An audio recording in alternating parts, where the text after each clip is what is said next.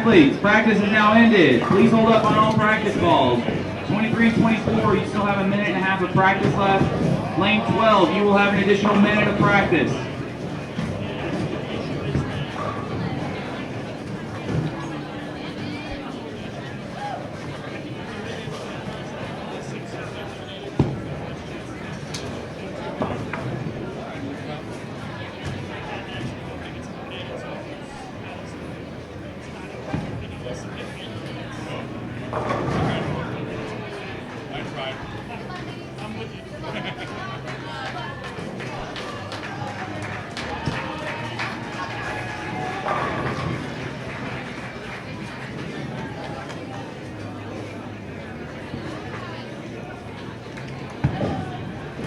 The USBC Collegiate Program would like to thank the following groups for their support of the X-Bowling Intercollegiate Team Championships. Kegel, the official lane maintenance provider of the X-Bowling Intercollegiate Team Championships and Intercollegiate Singles Championships. The Youth Education Services Fund. The S-Fund is an initiative dedicated to the development of youth bowling. Our future is now, and the partnerships already created have united the bowling industry in a single cause, the betterment of youth bowling. X-Bowling, the mobile app that lets you track and analyze your game, compete head-to-head with other X-Bowlers around the world, win prizes, and much more. Be sure to download the X-Bowling app on all Apple and Android devices. With X-Bowling, bowl better, have fun, and win prizes. Ladies and gentlemen, let's give the best collegiate athletes in the country a big send-off as they begin round 5 of the double elimination match play round. Athletes, your lanes are ready to score. Please reset to the first ball. Good luck and get bowling.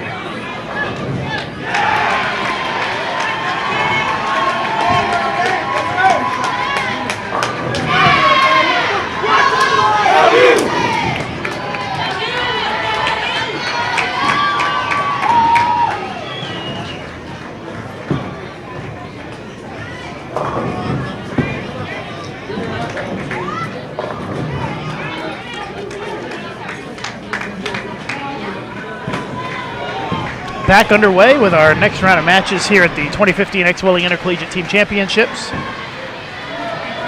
Notre Dame, Ohio versus Lindenwood on the men's side. On the women's side, Stephen F. Austin against McKendree for our featured matches here in round 5 at the ITCs.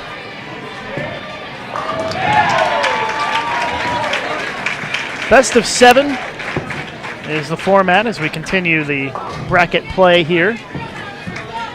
These are both elimination matches. You can follow the status of other matches in progress via our little ticker on the right side of your screen in the red box there. That'll be updated after each game for all the matches that are in progress.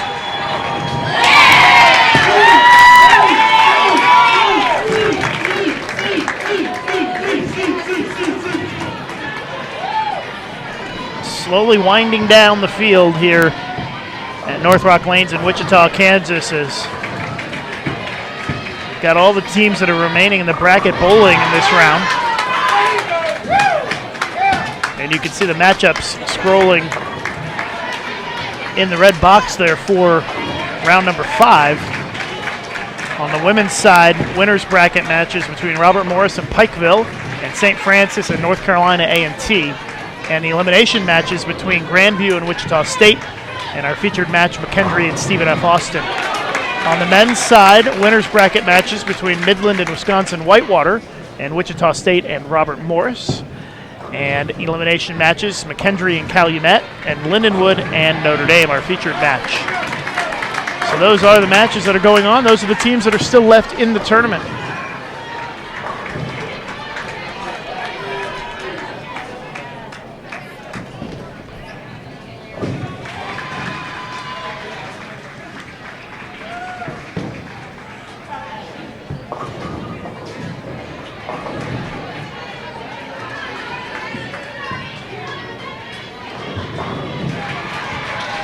Next round begins at 3:30 p.m. for score.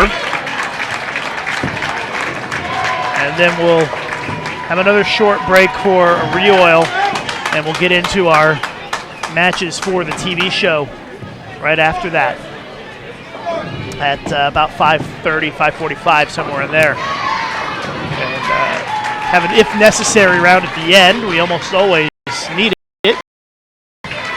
Game 1 in the best of 7 format for Stephen.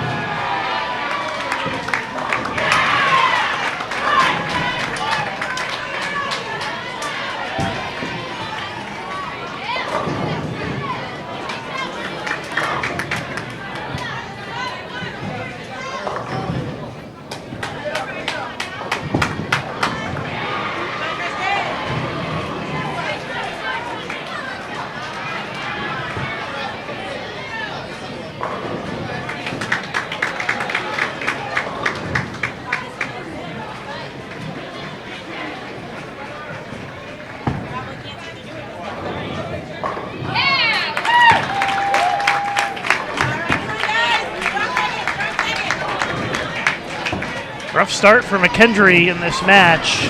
Only 50 in the 5th. They are down by 31 pins. Lindenwood leading by a few pins here.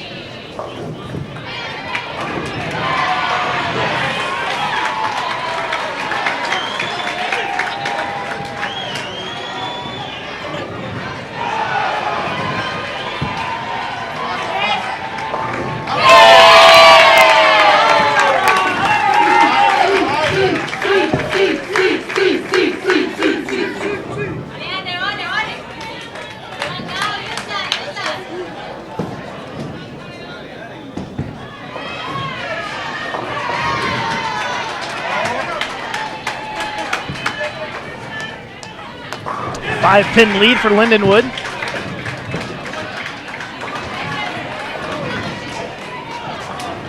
We're in the 6th frame of game 1.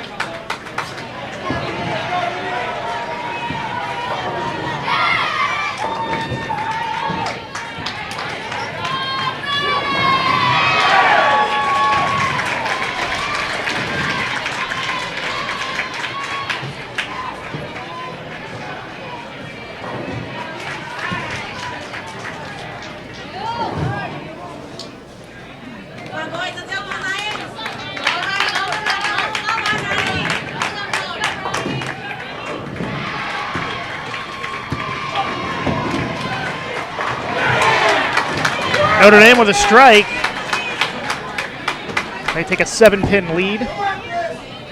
after that open by Lindenwood in the 7th.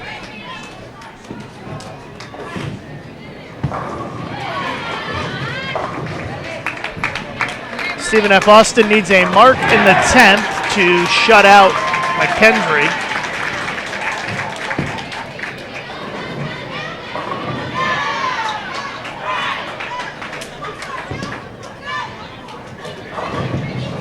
Stephen F. Austin looking for a mark. Oh boy, 2-4-10 split.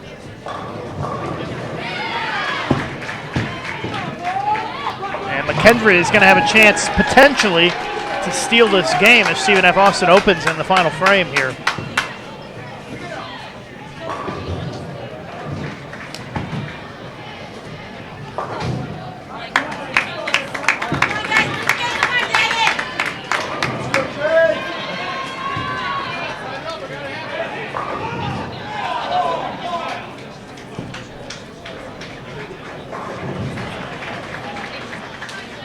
Back-to-back opens for Lindenwood has allowed Notre Dame to build an 18-pin lead.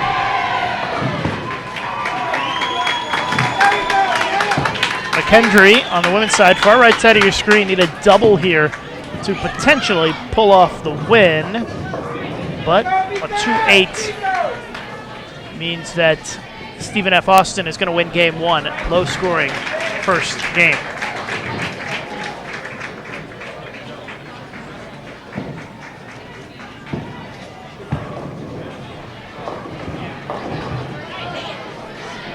Another potential open coming here for Lindenwood. Notre Dame looking to just kind of stay clean here next couple of frames to take this opening game.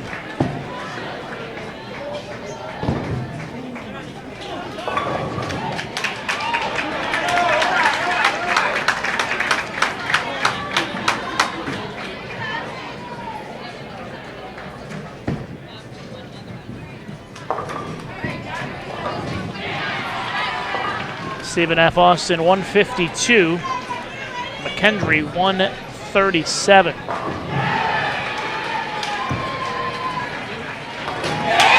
Nice split conversion there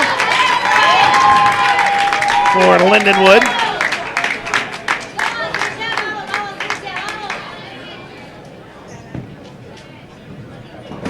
Notre Dame still leads by 17 going into the 10th frame.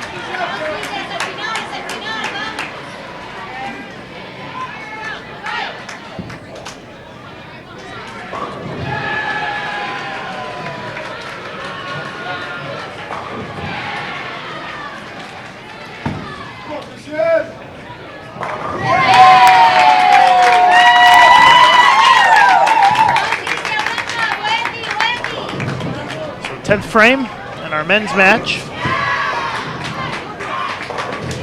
Notre Dame trying to lock up the win here. They need to make that baby split. If Lindenwood strikes again here in the 10th, that would force Notre Dame to have to make the split to win the game.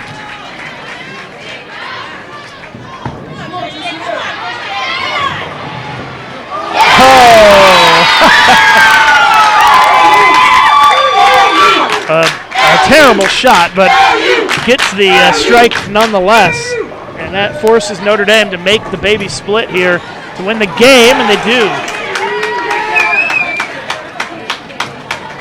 So Notre Dame needs, it's like 6 on the fill for the shutout.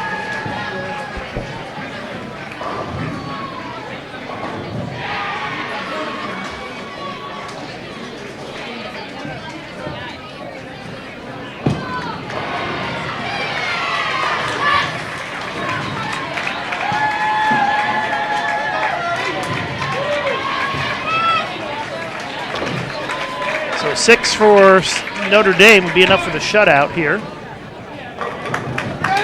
It's 9. Low scoring game, 177. It's going to go to Notre Dame here in game 1.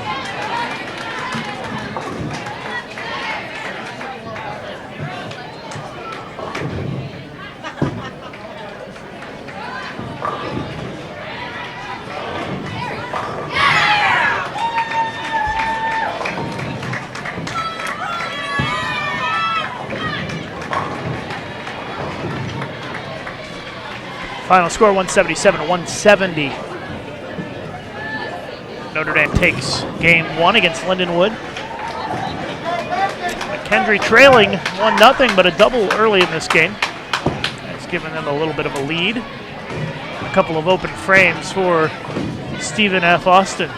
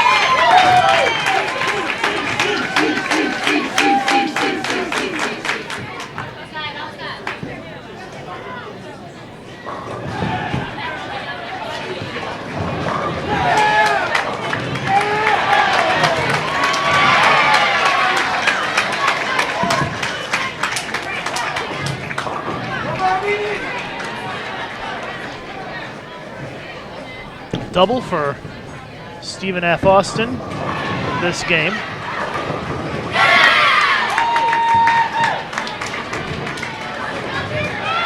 McKendree still leads by 8, though.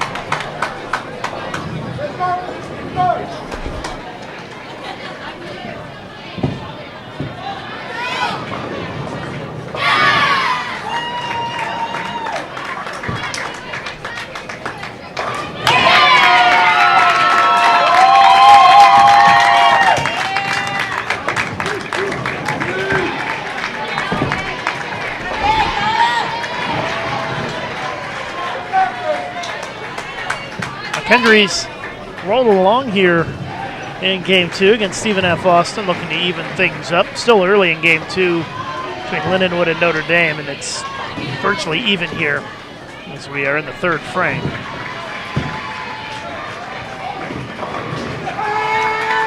So we're all tied up after 3 frames.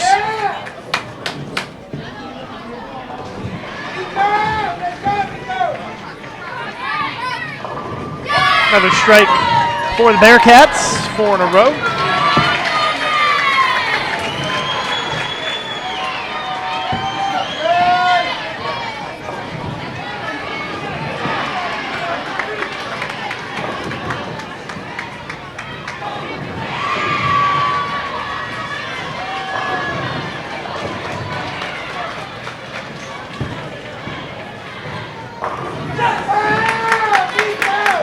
Nice shot by Miko Walker. You're going to see him on the Intercollegiate Singles Men's Show next month. He's going to be bowling for the singles title tomorrow for Notre Dame, Ohio. Another strike for the Bearcats, 5 in a row. They are going to even that matchup 1-1.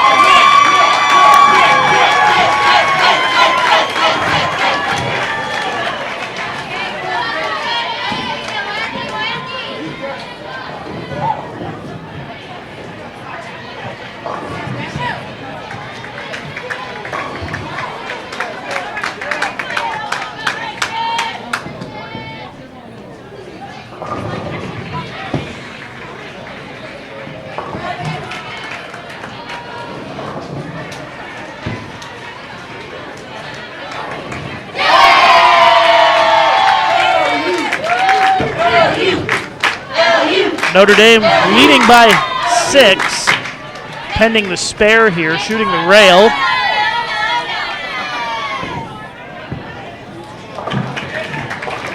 Oh, tough miss there. That gives Lindenwood a 6-pin lead.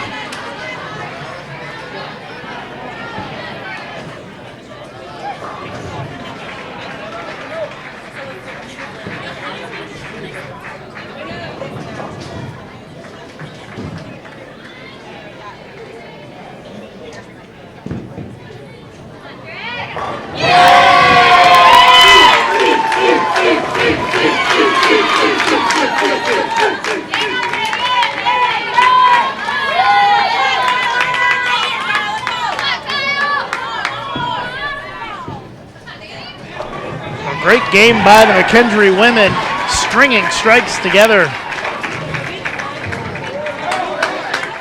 7 in a row. They're going to be in the 250s this game. It's going to be about 120 pin improvement over game 1. Lindenwood has put a double on the board, trying to turn it into a triple and take control of this game.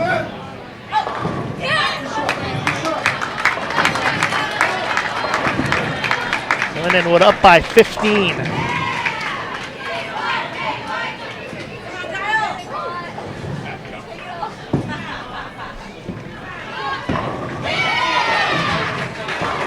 What a finish for the Bearcats. 255. That is 118 pins better than the first game.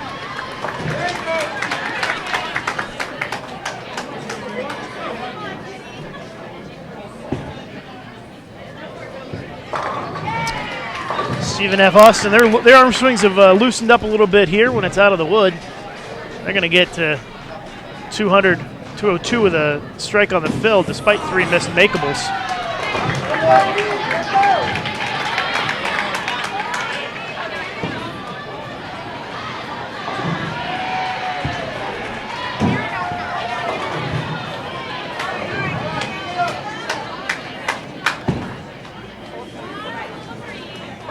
Lindenwood missed the makeable spare. So if Notre Dame makes their spare, it's down to a 6-pin lead for Lindenwood.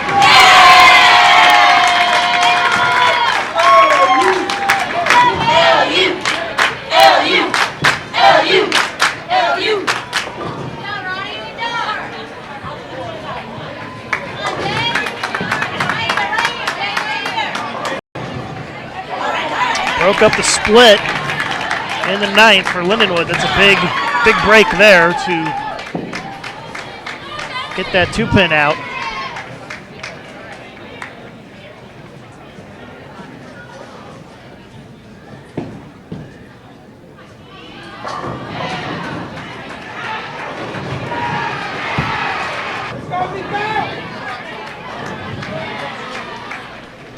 Nico Walker threw a perfect strike in the 4th, looking to give his team a 4-pin lead with a strike right here.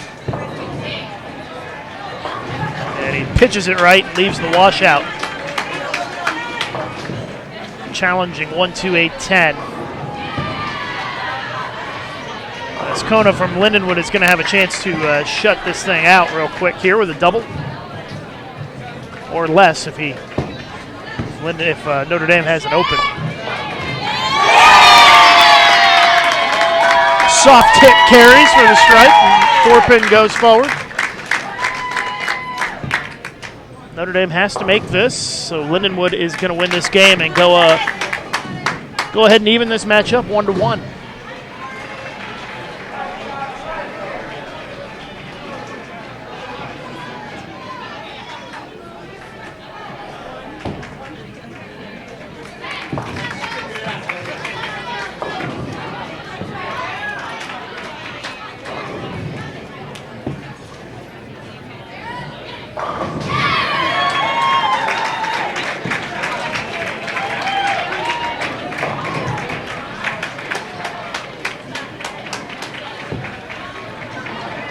Stephen F. Austin, McKendree. They are tied right now here, game number 3.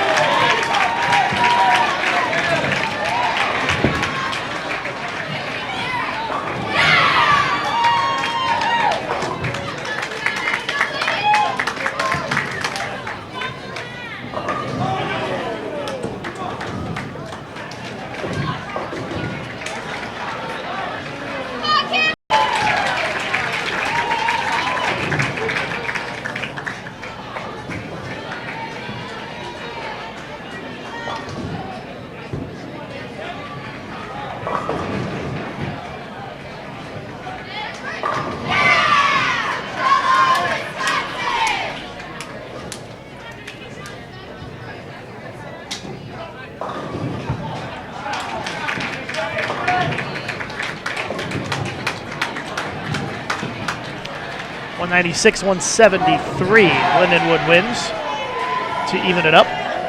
1-1. Big 4 for McKendree turns into an open frame. And a 5-pin lead for Stephen F. Austin.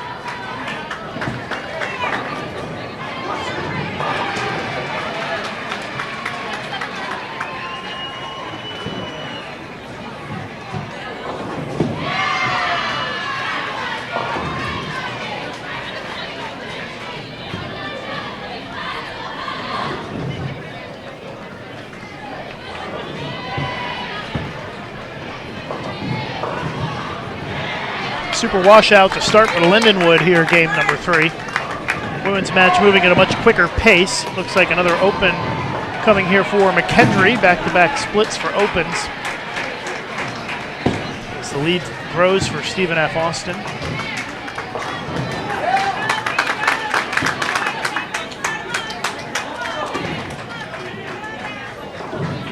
A 25-pin lead for SFA in our women's match.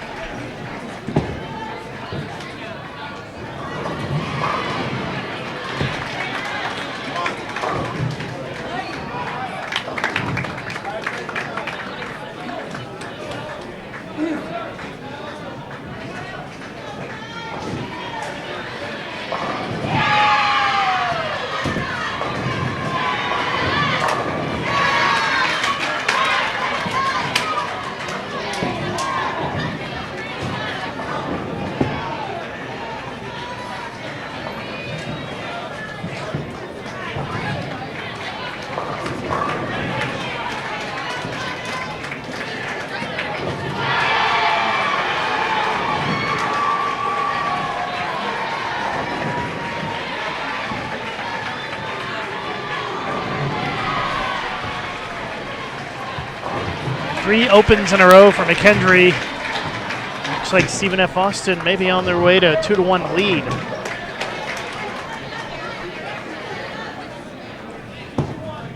Just a recap for those of you just tuning in, we're live at North Rock Lanes in Wichita, Kansas. This is round number 5 of match play, best of 7 matches. These are elimination matches, so the losers here are knocked out of the tournament. Give you an update on some of the other matches going on right now. Midland and Wisconsin Whitewater in the men's side are tied 1-1. Wichita State and Robert Morris men are tied 1-1. Those are both winners bracket matches. Calumet leads McKendree 2-0 in an elimination match. And then we know that Lindenwood and Notre Dame are tied 1-1 here in our featured pair. Pikeville leads Robert Morris 2-0. St. Francis and North Carolina A&T are 1-1 in our winners bracket matches for the women's. And Grandview leads Wichita State 1-0 in an elimination match on the women's side.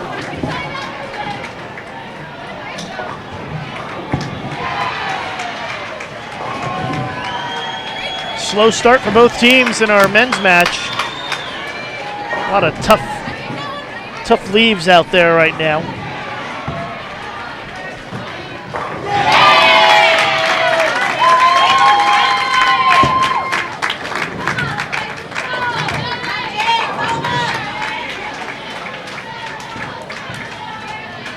Would appreciate it if you would post the link to the live streaming on your Facebook and your Twitter so that we can get as many people watching as possible. We've got links for you on our USBC Facebook and Twitter accounts.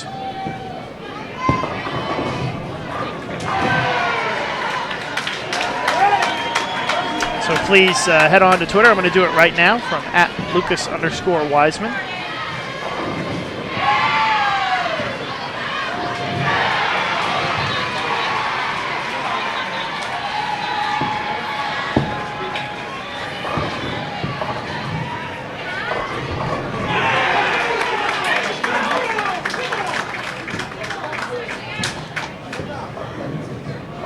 So if you want to, you can go over to my Twitter at Lucas_Wiseman and retweet what I just posted. That would be a big help. I would appreciate it if you would take just a quick moment to do that. And while you're there, give me a follow, send me a tweet.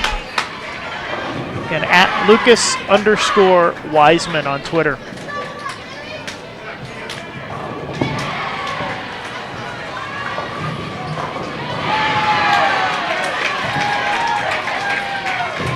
Whiff at the 6'10 for Lindenwood. That is 3 opens and 4 frames. Things not going much better on the other side of the scoreboard either, as Notre Dame has a couple of opens this game as well.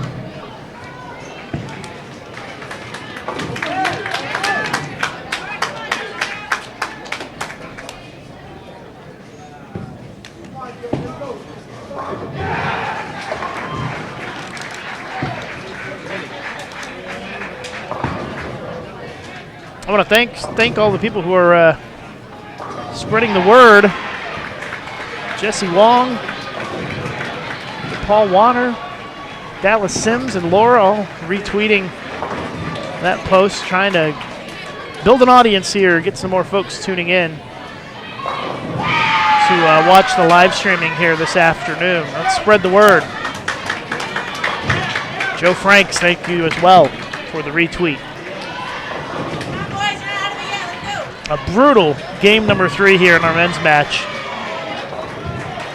Lots of open frames, lots of 5-count, 6-count leaves. 51 in the 5th for Lindenwood. Notre Dame not that much ahead of that.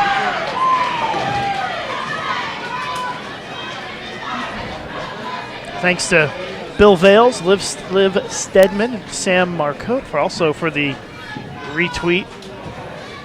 Some more coming in here. The J.J. Miller as well.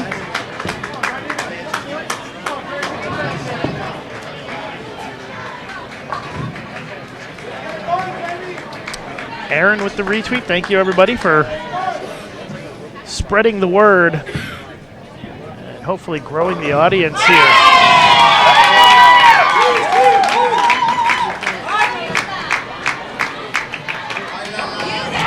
8-pin lead for Notre Dame.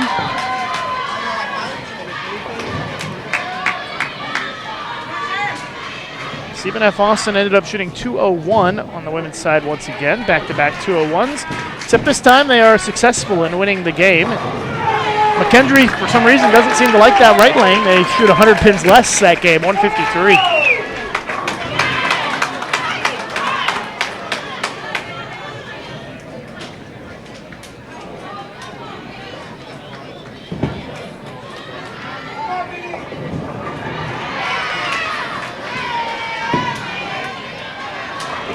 Stephen F. Austin leads 2-1 on McKendree.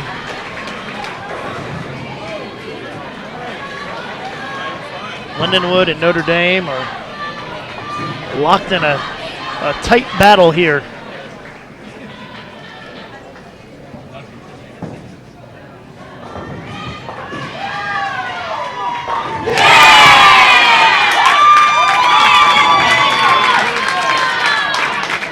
Wow, Twitter's blowing up. Thanks, everybody. 28 retweets already.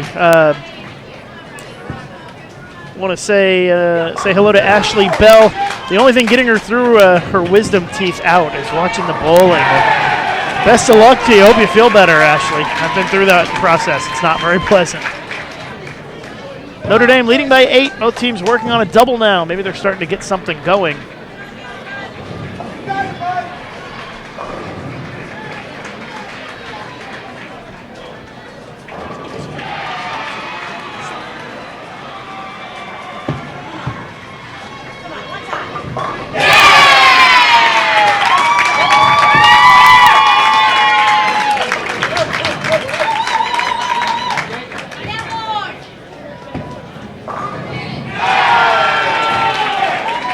Like our plan to get more viewers is working, folks. We're up over 700 and continue to spread the word on Twitter at Lucas_Wiseman. Give me a retweet. Let's get more people tuning in here. Great matches going on as Notre Dame strikes again to keep the lead by 8.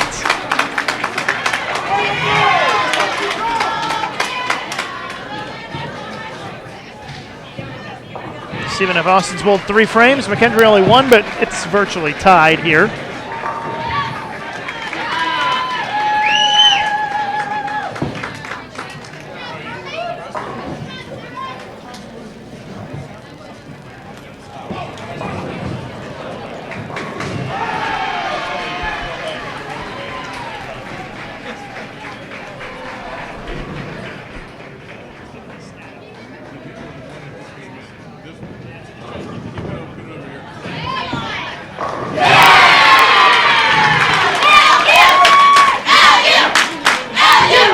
Lindenwood takes the lead back again. It's amazing how things can flip here. The first 5 frames were just absolutely dreadful for both teams, and then just like that, they turned on the light and they all start striking. Oh, look at the break to get the 7 out, and Notre Dame is going to take an 8-pin lead into the 10th frame.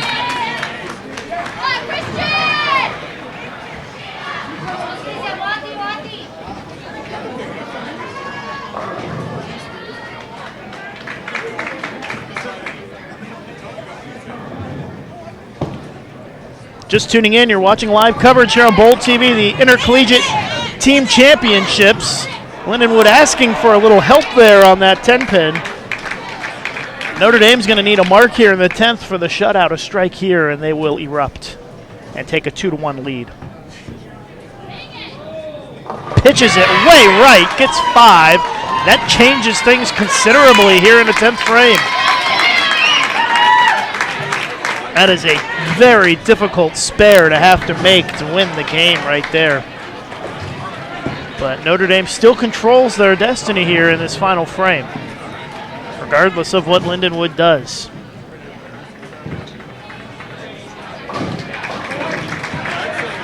Oh, he missed it. That is a huge miss right there.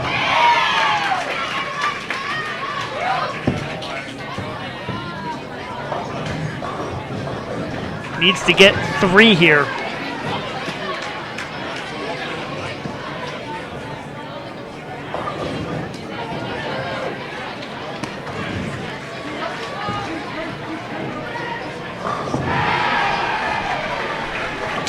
Well, Notre Dame needs 3 here on this 5-count super washout, and it gets exactly 3. And that should be enough. They win 170 to 168, so the game ends kind of like it started, with open frames. 170, 168, and a very close game here. Notre Dame goes up 2-1 and a low scoring, kind of grind out match.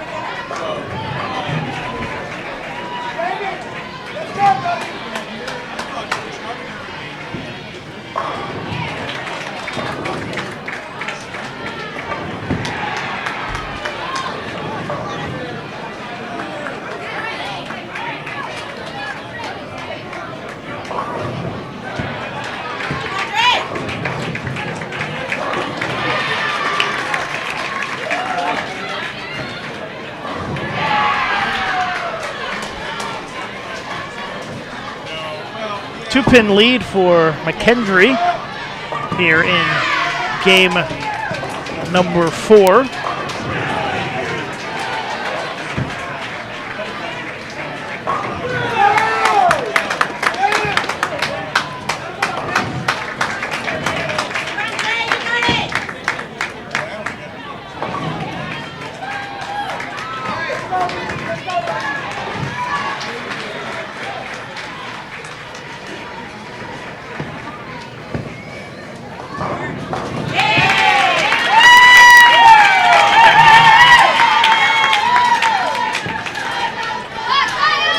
For those of you just tuning in, I know we've got a lot of folks that have just started tuning in. We do appreciate everybody for spreading the word on Twitter and getting more people tuned in to watch the live streaming. We are in the 5th round of match play here at the ITCs. These are elimination matches between Lindenwood and Notre Dame on the men's side, and McKendree and Stephen F. Austin on the women's side.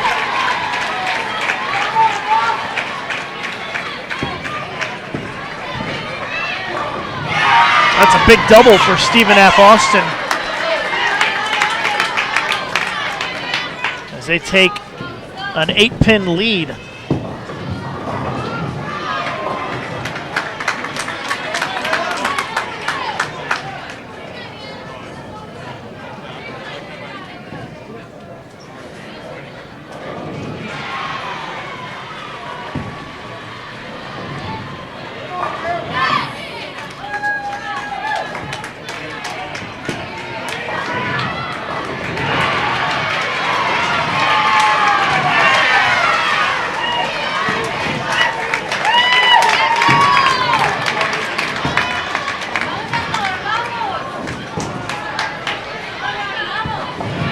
Kendry needs a strike here if they want to hang with Stephen F. Austin in the back half of this game. It's going to cross over and miss the head pin to the left.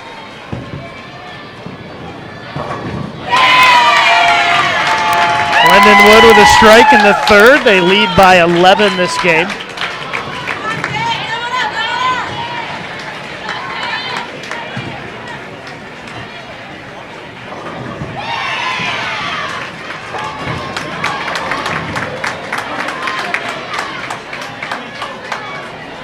Stephen F. Austin on the verge of taking a 3-1 lead against McKendree. Open frame for the Bearcats.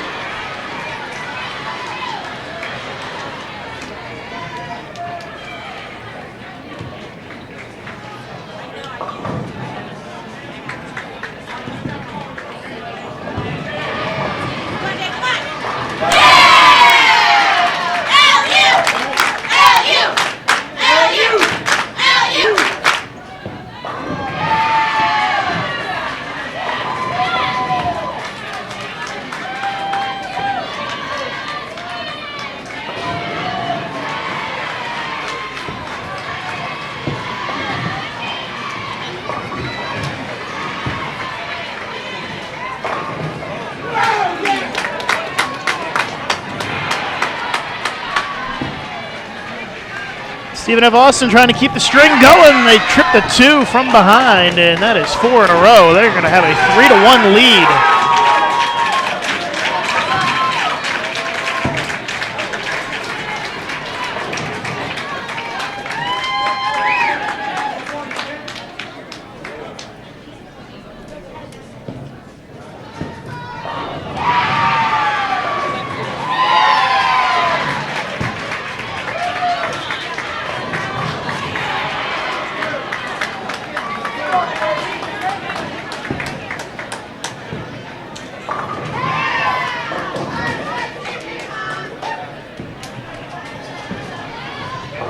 Be a game in the 220s for Stephen F. Austin.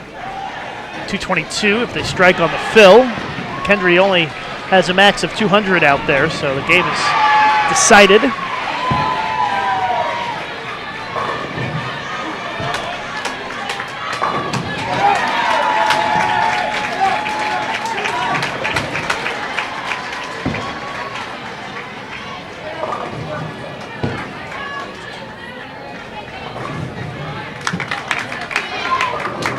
To a 10 open frame for Lindenwood in the 5th.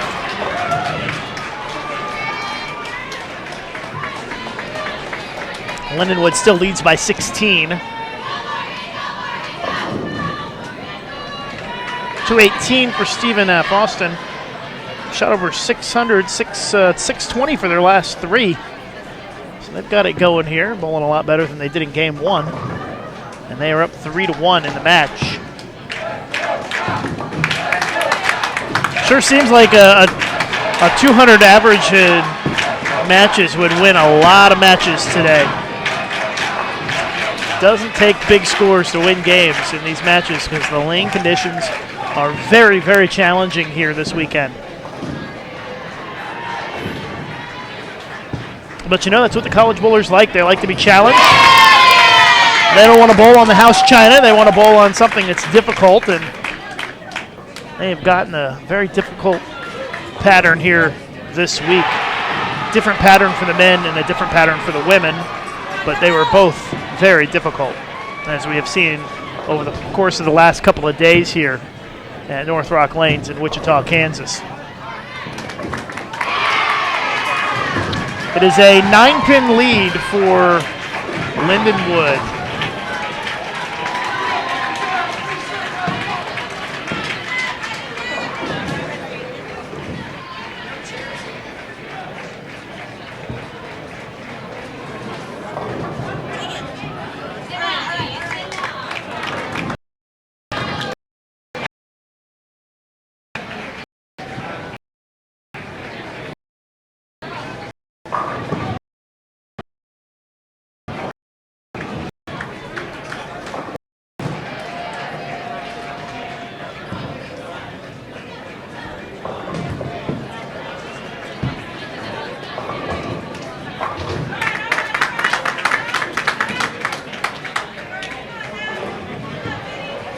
Stephen F. Austin up 3-1, a win away from winning the match as they start Game 5.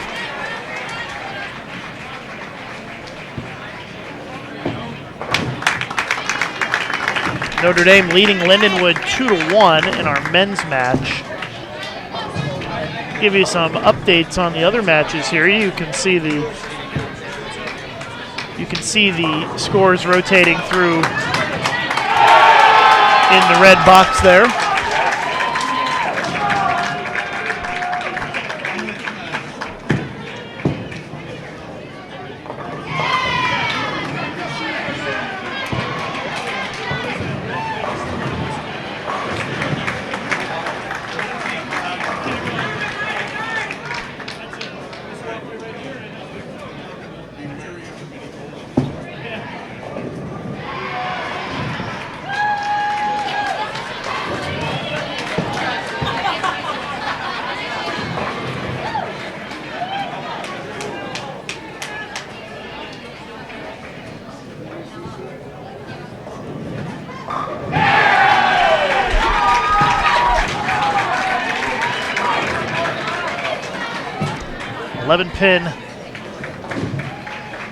Nine-pin lead still for Lindenwood, although the 7 on that spare changes things a little bit. It's now a 6-pin lead for Lindenwood. Getting word that Calumet swept McKendree on the men's side.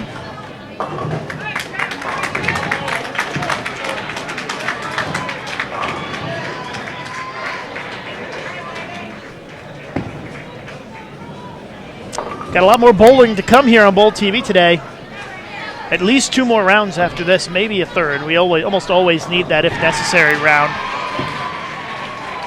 at the end of the day to determine the TV finalists.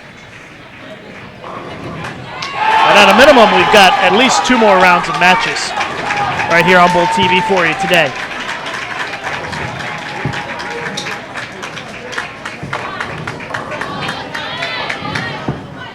Lindenwood with the open, and that hands Notre Dame a 5-pin lead with 2 frames to go.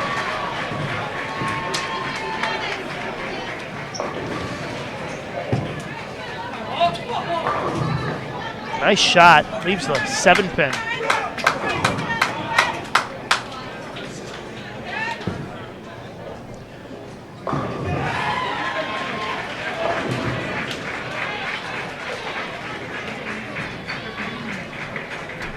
All right, so the update on your women's matches. Pikeville leading Robert Morris 2-1. St. Francis up 2-1 on North Carolina A&T. Those are both winners bracket matches. Wichita State leading Grandview 2-1 in an elimination match on the women's side. On the men's side, in the winners bracket, Midland and Whitewater tied 2-2, and Robert Morris leads Wichita State 2-1. Calumet swept McKendree 4-0, and our featured match here is Notre Dame 2, Lindenwood 1, with Notre Dame holding a 4-pin lead going into the 10th frame, but Lindenwood working on a strike. So a strike here, first shot in the 10th for Lindenwood, changes the complexion of the match drastically. It would give them a 6-pin lead. This is a big shot for the Lions right here. As Kona delivers the strike in the anchor spot. Puts Notre Dame in a must-strike situation here.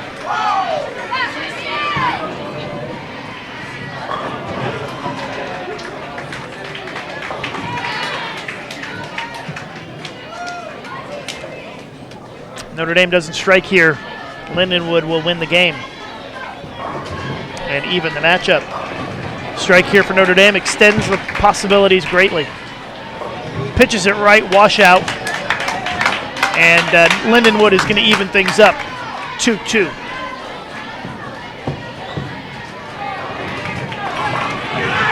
Women's match, a couple of splits for Stephen F. Austin have put them in a bit of a hole here. Down by 22. So McKendree fires their third consecutive strike for the Brooklyn.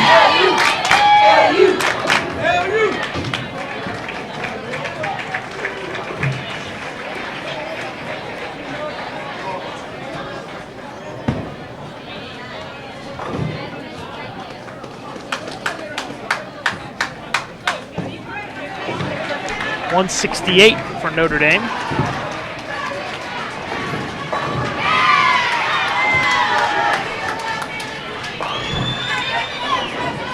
Lindenwood, if they get 7 pins on this shot, it will be the highest game of this match so far in 4 games. Kendry breaks up the split. It's 199 for Lindenwood.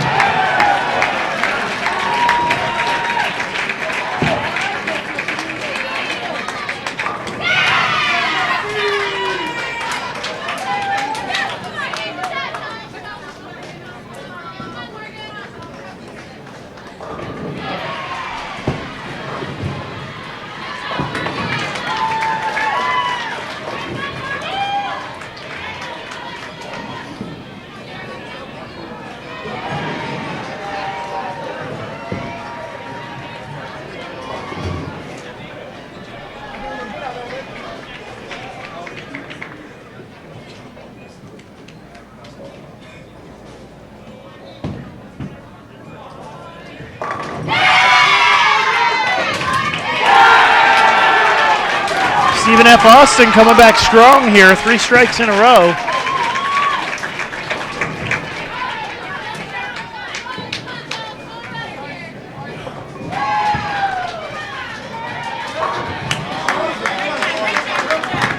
Eight-pin lead for McKendree here in the 8th frame.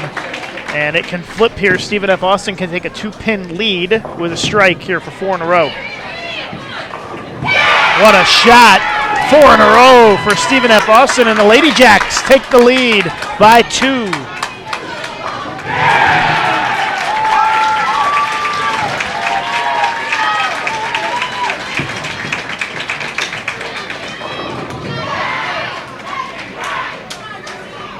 Wichita State men look like they're poised to take well, they need a strike. They need a second strike in the 10th to take a 3-2 lead over Robert Morris, Illinois. Keep you posted. Stephen F. Austin with another strike. They lead by 12 now.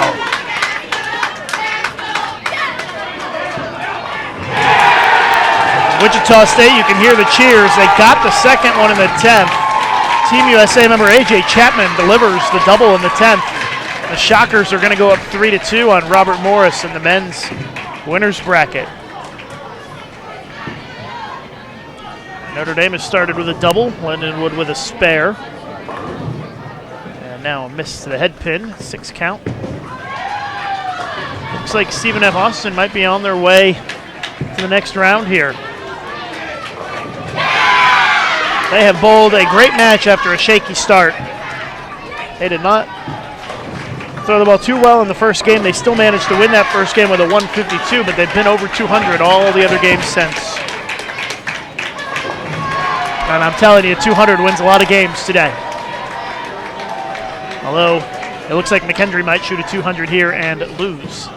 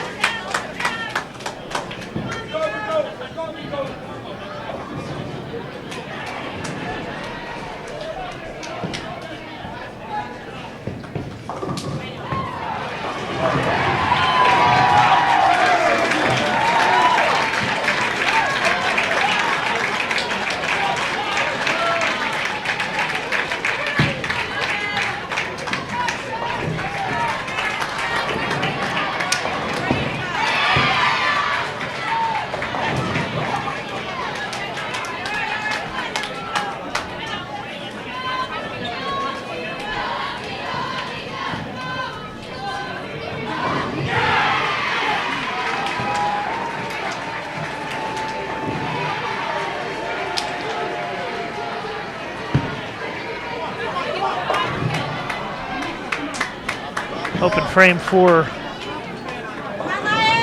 Lindenwood. 224 for Stephen F. Austin. They built a great match. 224, 187 as Stephen F. Austin claims the match 4-1 and eliminates McKendree from the tournament.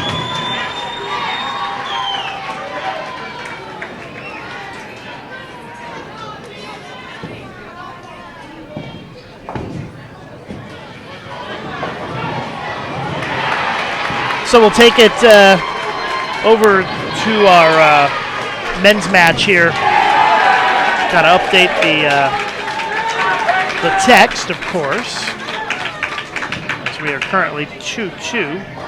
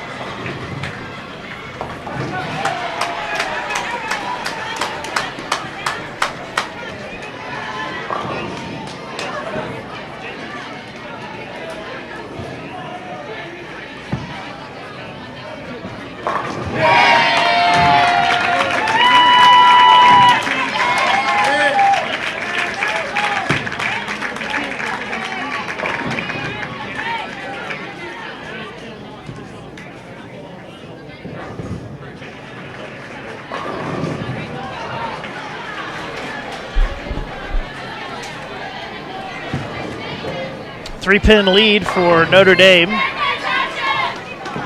here in this fifth game. Tied 2-2 in the match.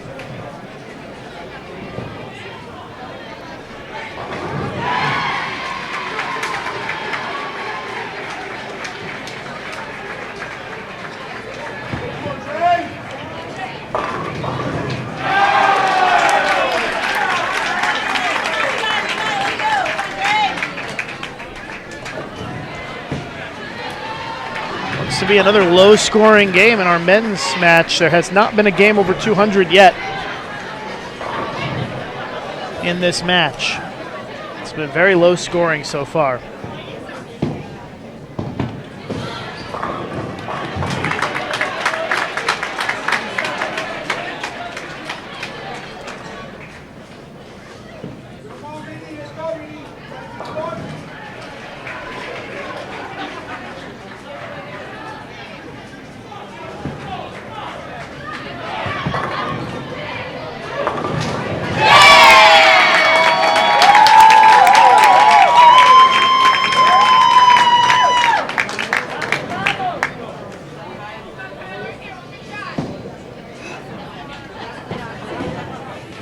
I know it's not updated in the scrolling scores, but Wichita State leads Robert Morris on the men's side 3-2. I can see that match from here. St. Francis leading North Carolina A&T by a score of 3-1. But North Carolina A&T just won that game, so it's 3-2 St. Francis.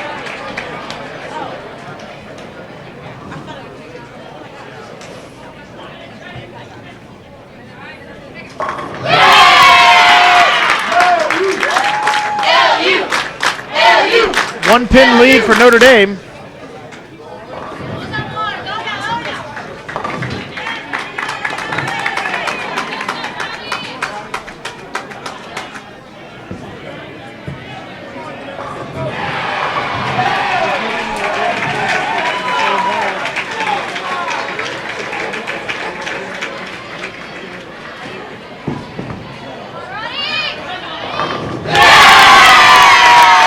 That's a double and a lead change.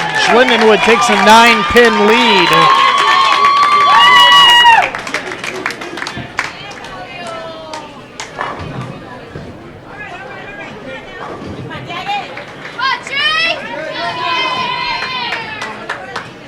Our women's featured match ended with a 4-1 win for Stephen F. Austin over McKendree.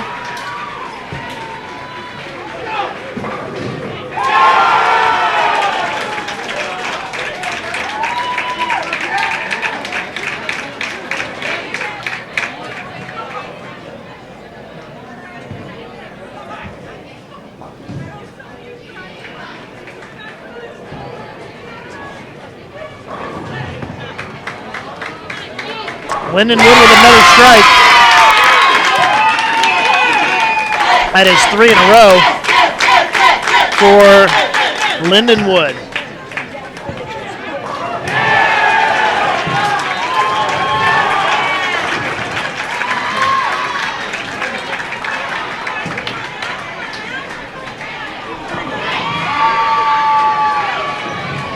So it looks like Lindenwood is going to go up 3-2 in this match.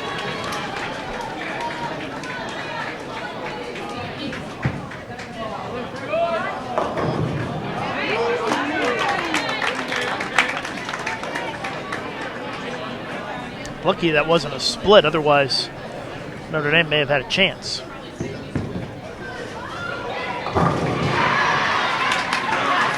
Lindenwood wins 3-2, or wins this game and goes up 3-2.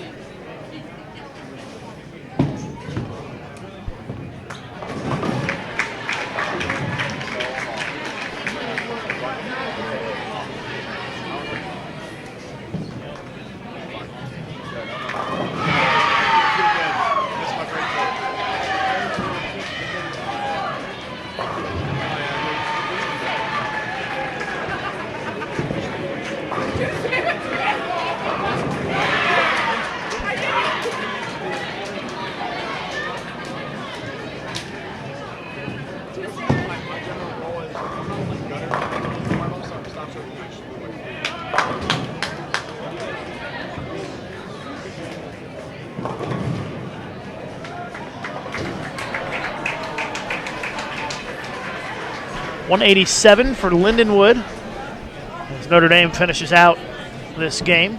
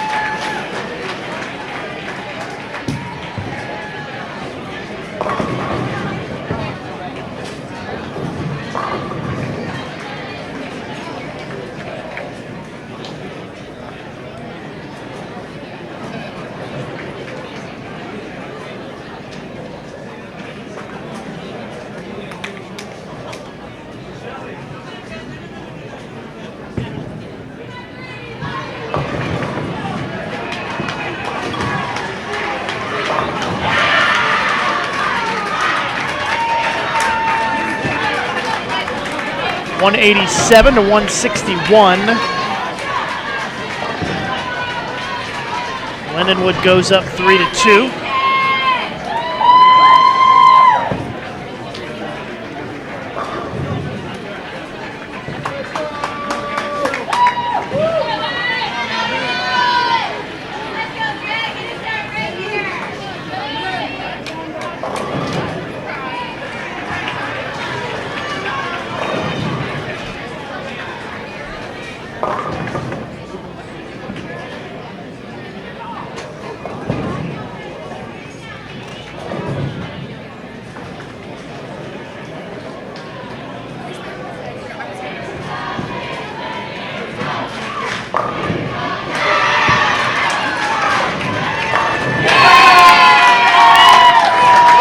Lindenwood with a quick start with a strike here.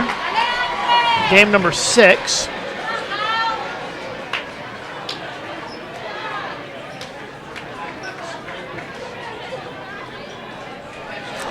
Asking for an update in the chat on the Robert Morris and Wichita State match. It's Robert Morris won that game, and it's 3-3, so they're going to a game 7.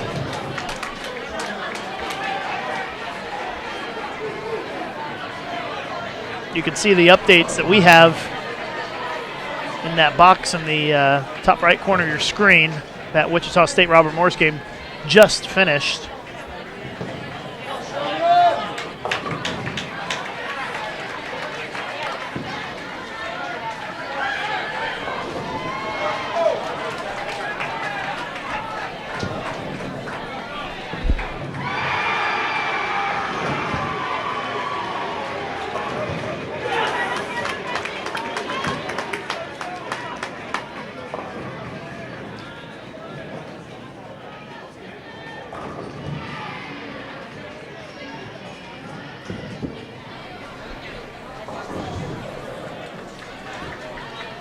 Notre Dame with a double to start, must-win game for Notre Dame College.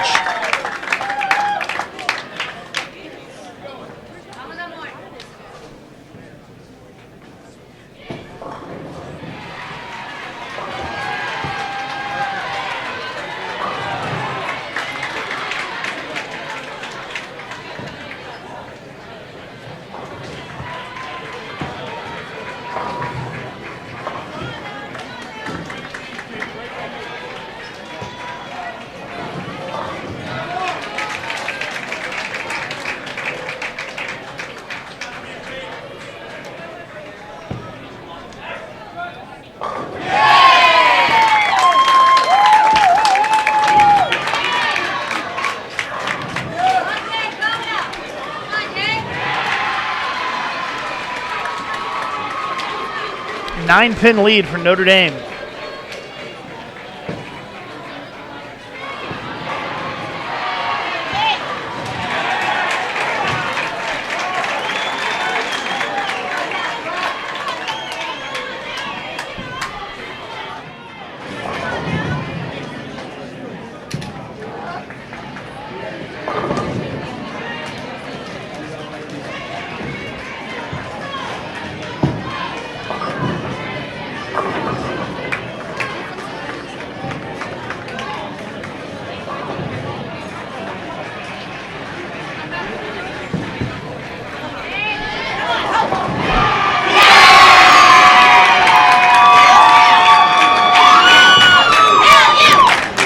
Big double for Lindenwood as they take a 13-pin lead on Notre Dame after that missed single pin by Notre Dame College.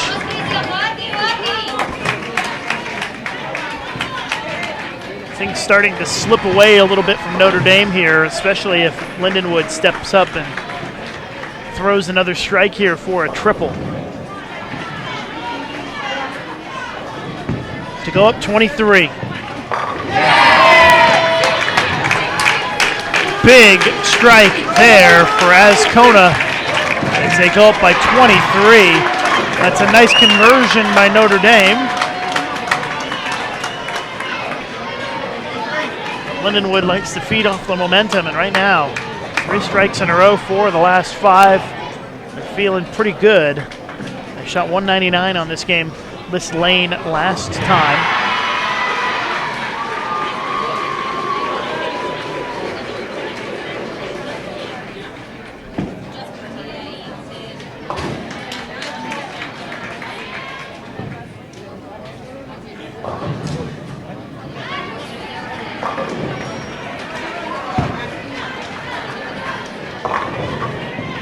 Another baby split for Notre Dame.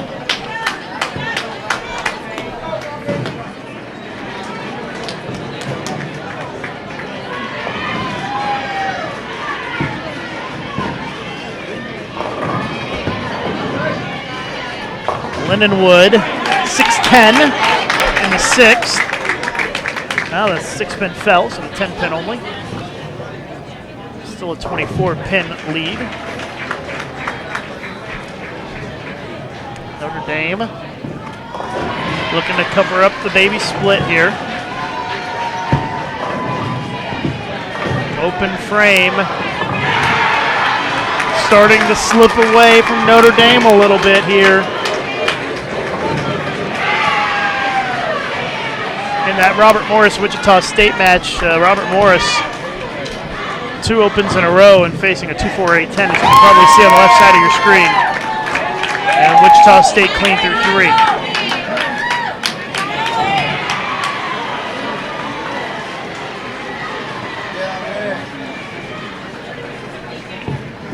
It's a big lead now for Lindenwood. And if they win this game, they win the match 4-2.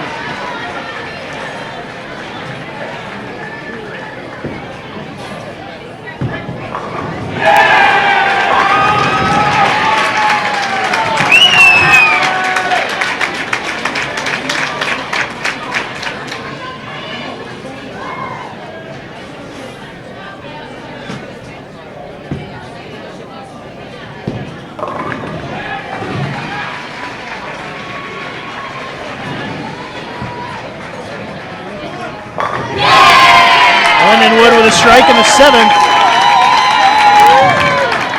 If Notre Dame doesn't start striking, their season is going to be over here this game. Pitches it right, gets 7. Wichita State up by 26 against Robert Morris. Robert Morris just left a 2-4-5-7.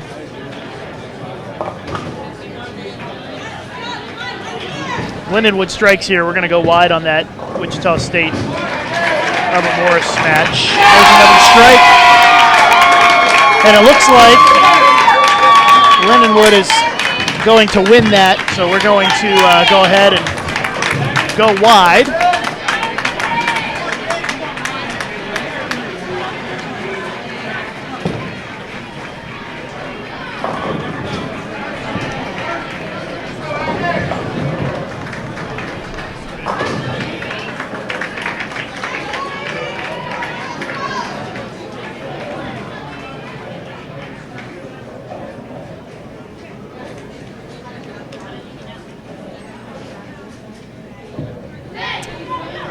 So we're got the wide shot on Wichita State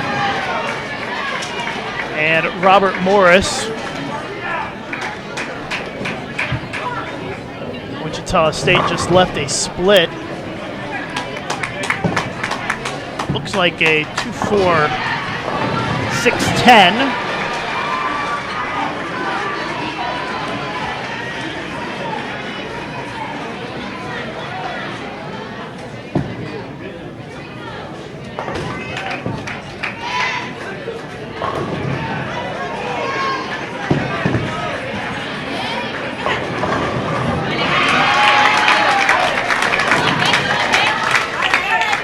Taking the wide look here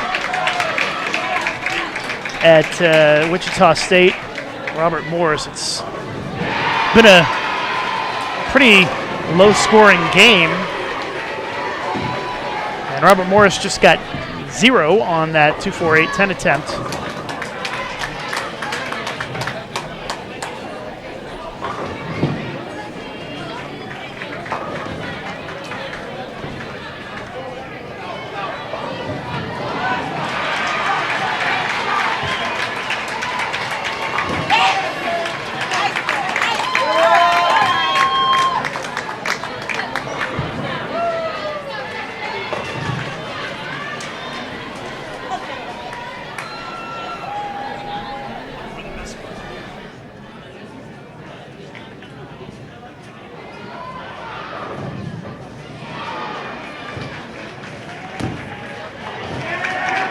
Wichita State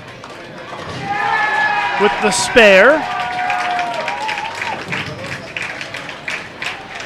And Robert Morris, once again, another split. They have 3 opens in a row, 5 splits for opens this game, and 113 in the 9th.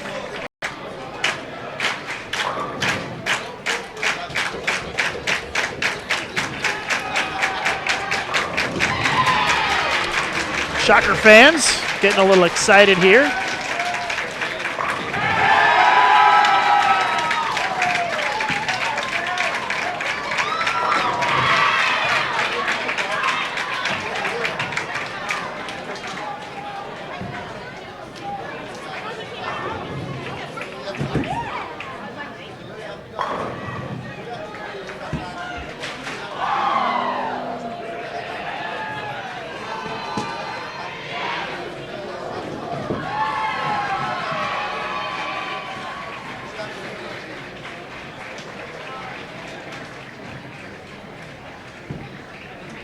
Final frame here for Wichita State.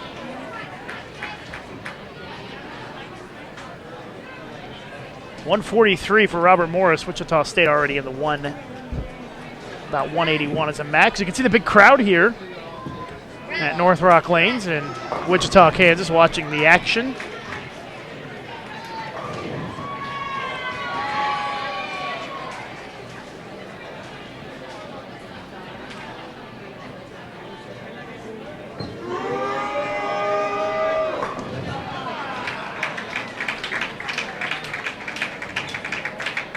Just finishing up here, the final shot.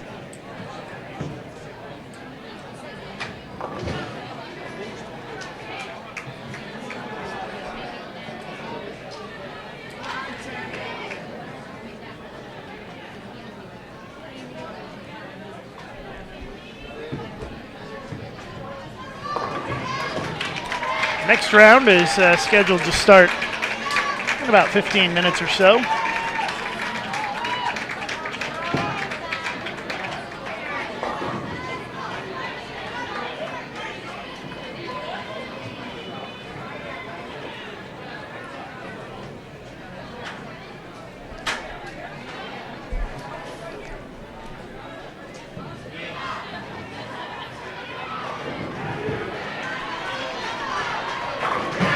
Robert Morris 181 to 143. I'm sorry, Wichita State 181-143 pick up the win against Robert Morris 4-3.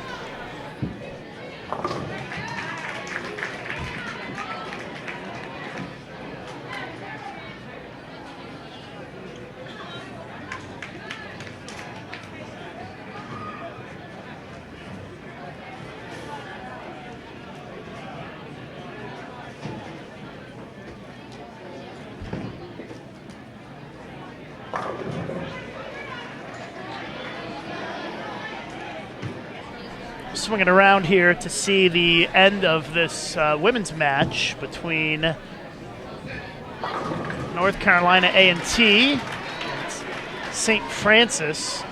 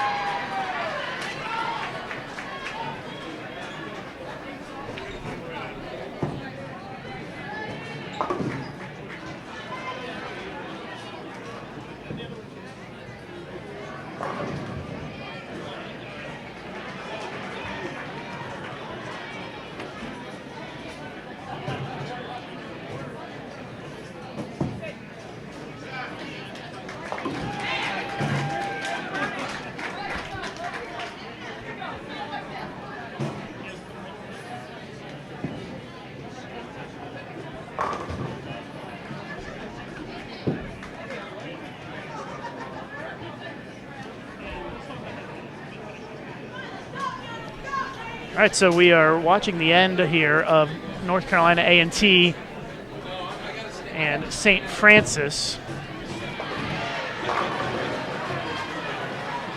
And let's see if we can get our mobile camera going, get a little closer to the action. You can see Jason down there. I'll flip over to the mobile camera here.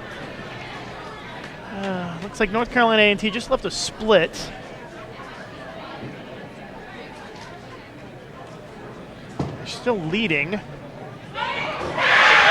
What a pickup, though, for North Carolina A&T. 4-9 split. That is a big conversion right there.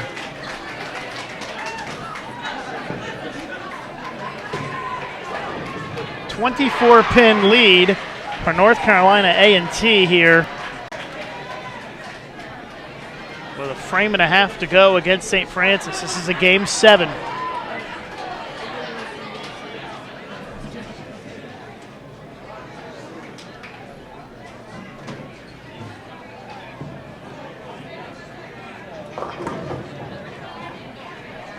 Eight count. Looks like A&T has a chance to lock up the win here in the 10th. Big strike, first shot in the 10th. And that locks up the win for A&T, as they will move on in the winner's bracket.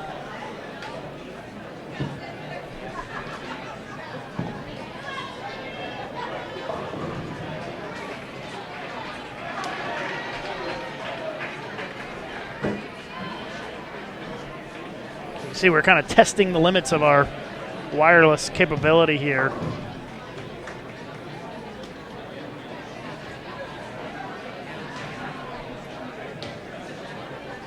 We're watching the end of the A&T match with St. Francis, and North Carolina A&T is going to take the win.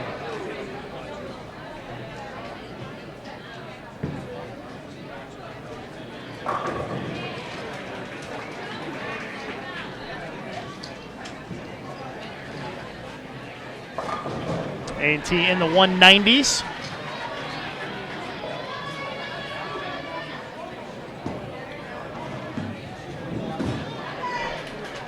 .191 for North Carolina A&T, and St. Francis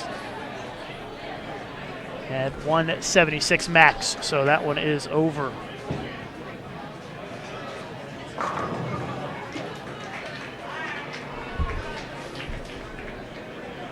So we'll wait for the start of the next match here.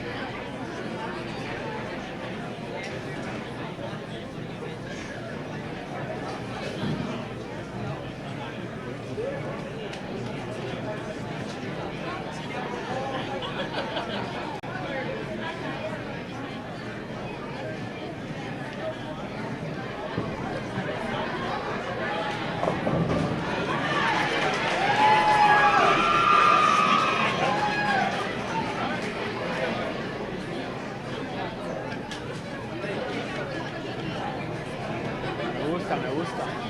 ¿Quién va? Yo, el Morris.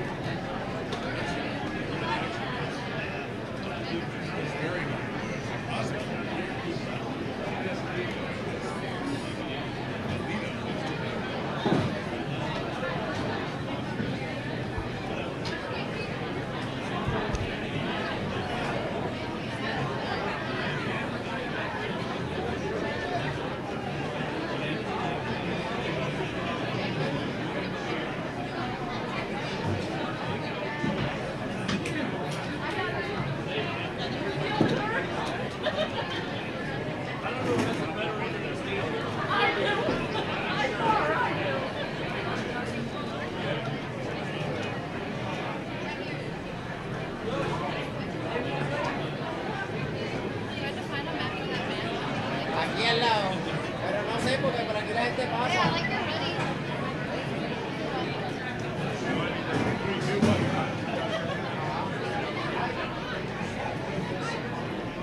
Díselo, no lo veo, Está por acá.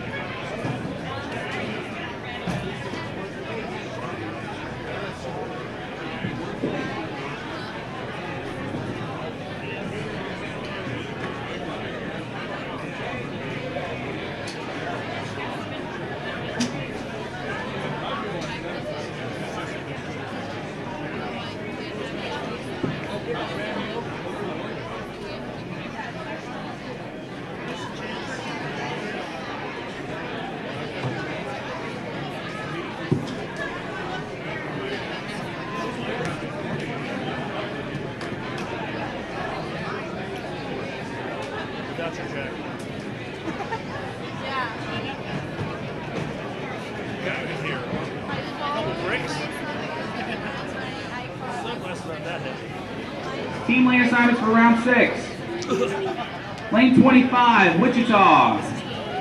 Lane 26, Pikeville. Lane 33, Stephen F. Austin. Lane 34, St. Francis. In the men's division, lane 23, Calumet. 24, Wisconsin Whitewater. 15, Lindenwood. 16, Robert Morris.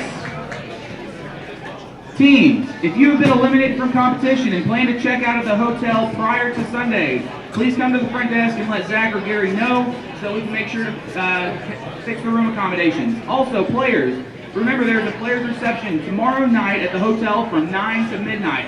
Again, there's a players reception tomorrow for the players only from 9 to midnight at the hotel.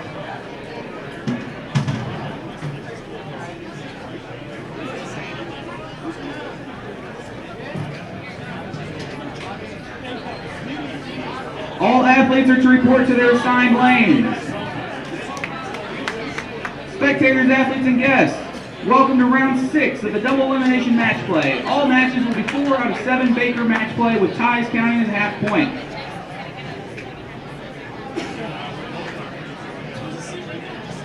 Athletes, when your lanes come on, you will have 15 minutes of practice. You will roll the first 7.5 minutes of practice on your assigned lane and will move to the other lane on your starting pair for the remaining 7.5 minutes of practice.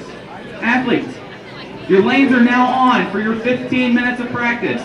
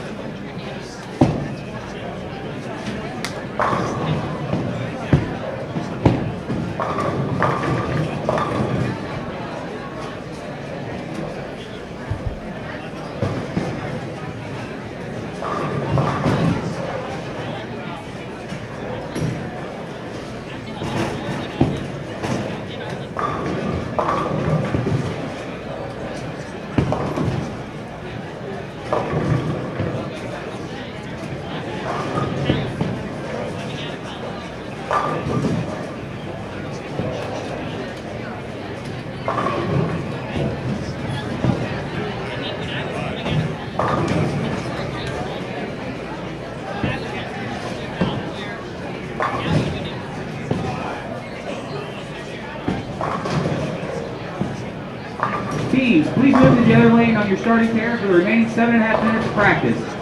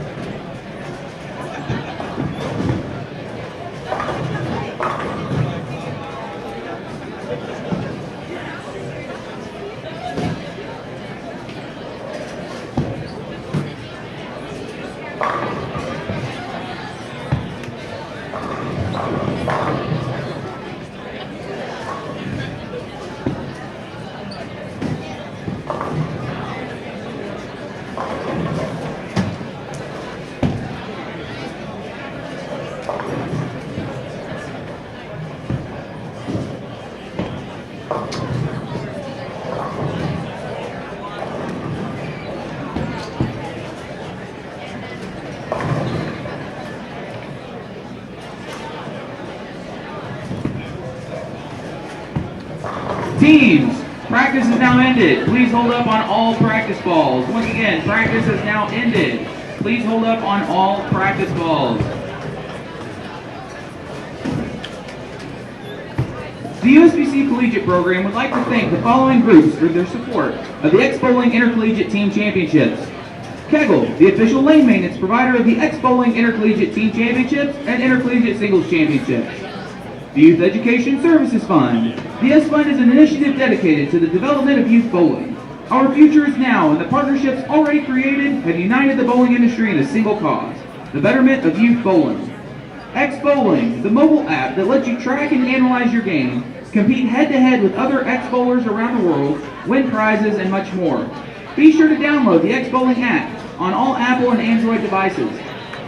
With X-Bowling, bowl better, have fun, and win prizes.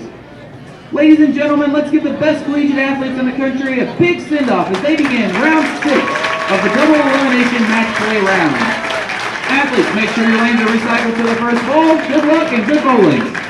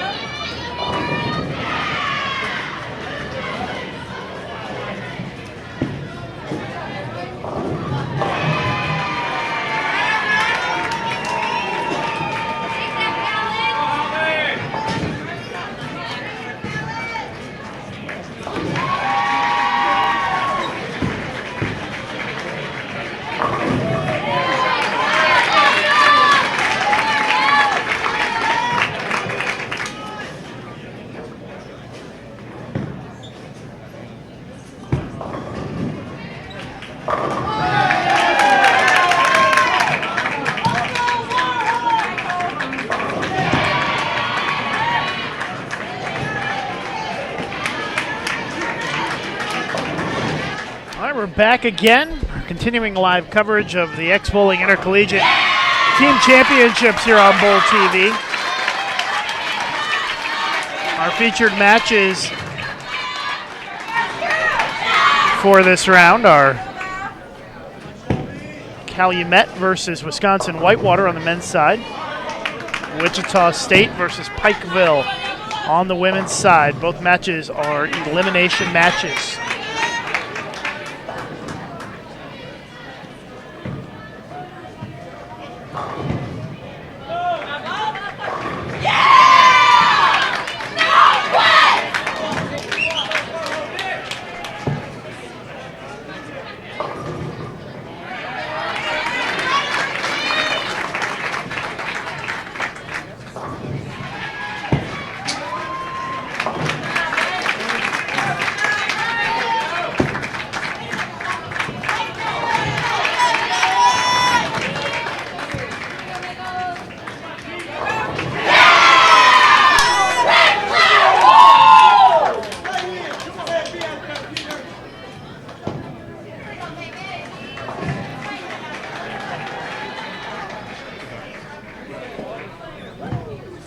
Big start for Calumet here in game one, spare triple, as they take the decent-sized early lead against Wisconsin Whitewater.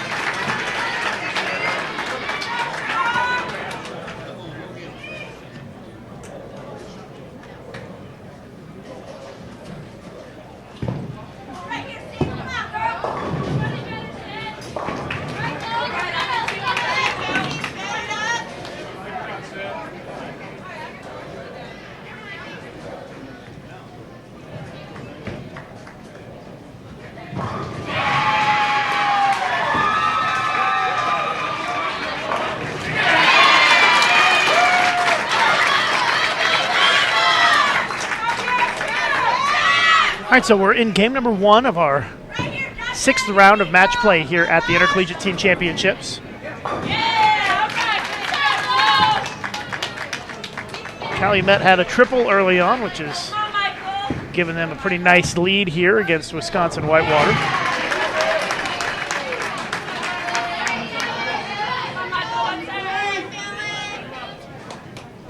About a 40-pin lead for Calumet over Whitewater here. In our women's match, Wichita State with an 11-pin lead on Pikeville.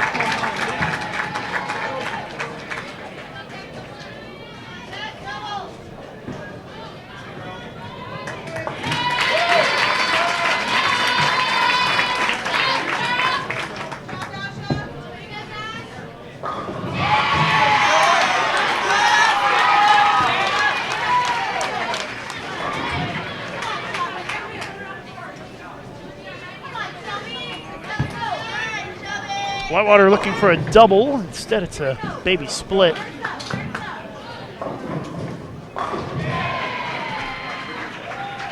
Calumet still comfortably in the lead here in game 1 against Whitewater.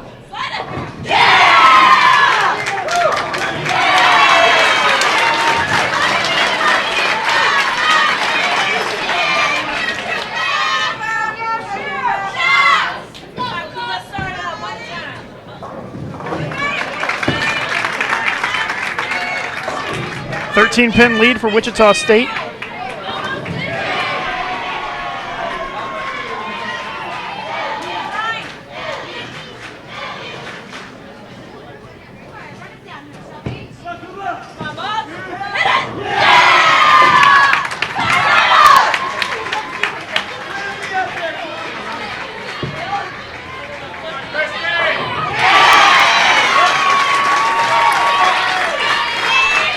Shockers with a double. They pull ahead by more than 20 pins.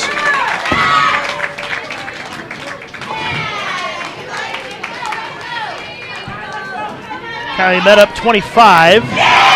Double there pushes it to 35.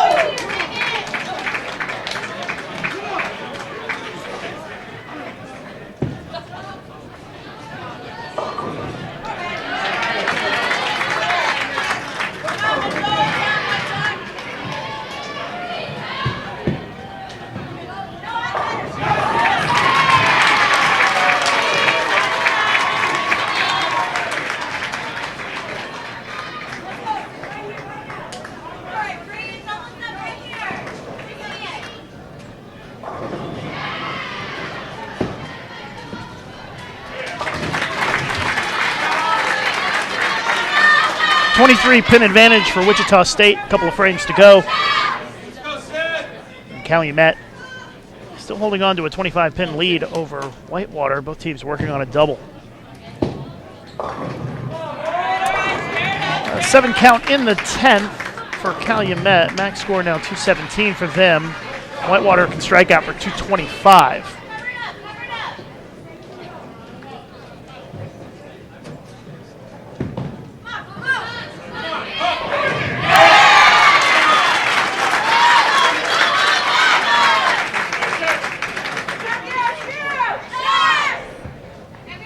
Whitewater needs it. It's a big strike right there. They can still win this game.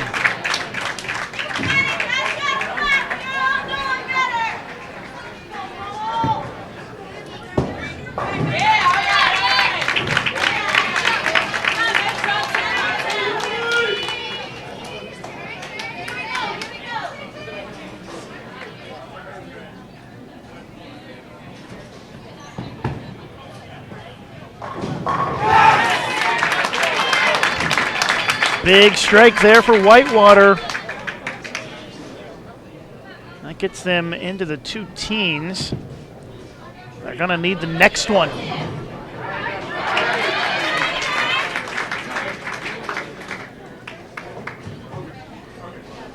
That 9 count just locked up the win here for Wichita in game 1.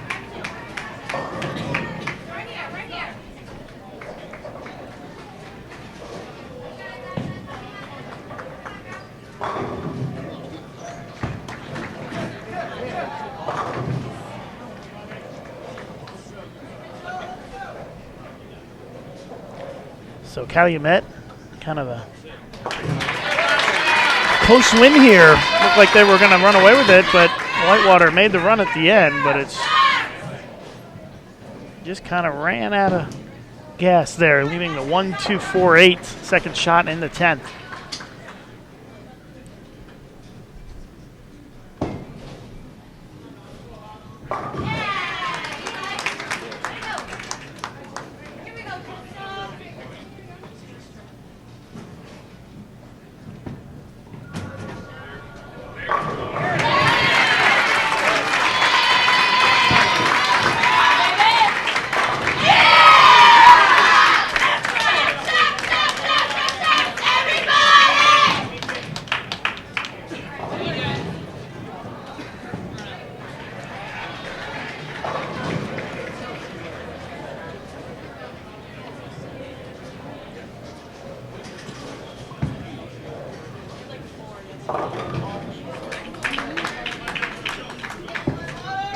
.217 to 211. Calumet wins game 1, and Wichita State wins 195 to 170.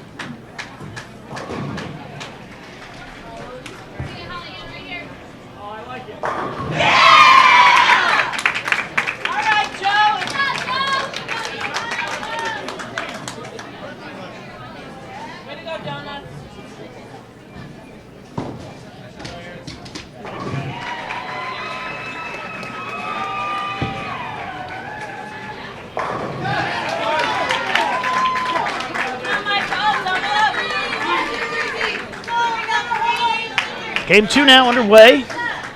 Calumet 1-0 over Whitewater. Wichita State 1-0 over Pikeville. Appreciate you joining us here this afternoon, live from North Rock Lanes in Wichita, Kansas. Ex-Bowling Intercollegiate Team Championships. Our thanks to the folks at Ex-Bowling for their continued sponsorship of these championships. Make sure you download the Ex-Bowling app from the Google Play or App Store.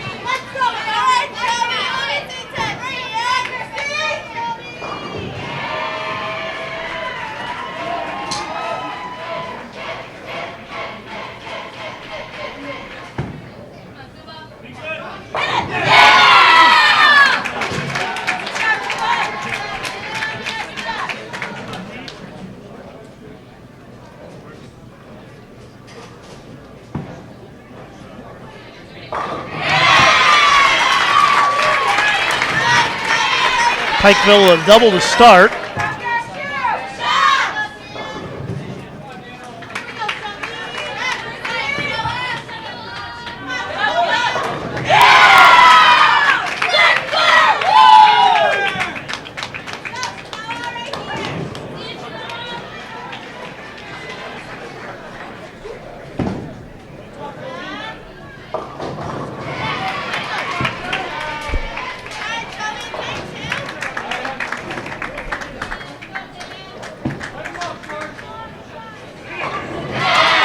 Wichita State with a double.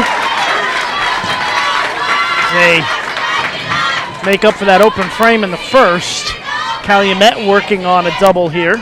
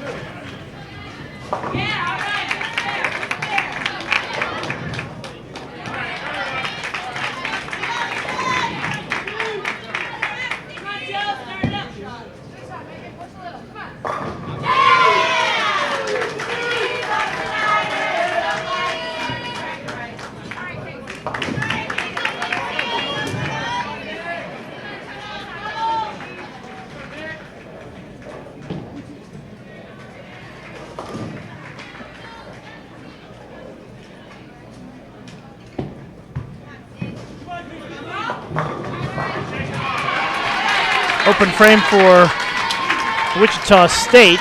They trail now by 23. Calumet leads by 10.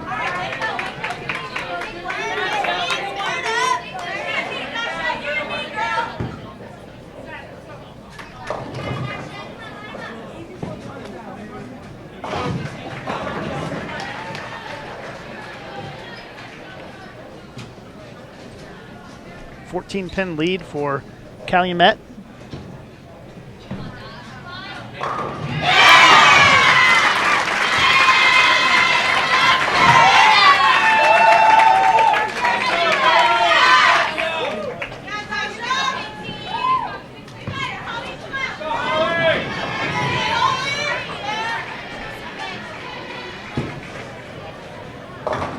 Open frame for Wisconsin Whitewater.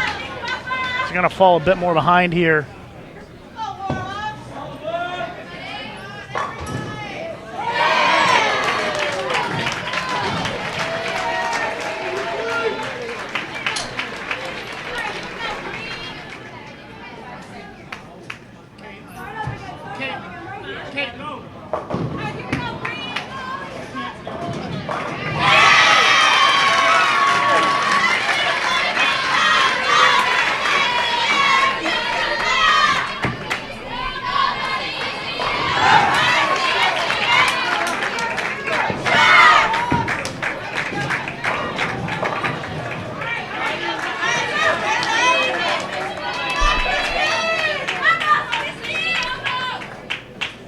So Wichita State working on a double.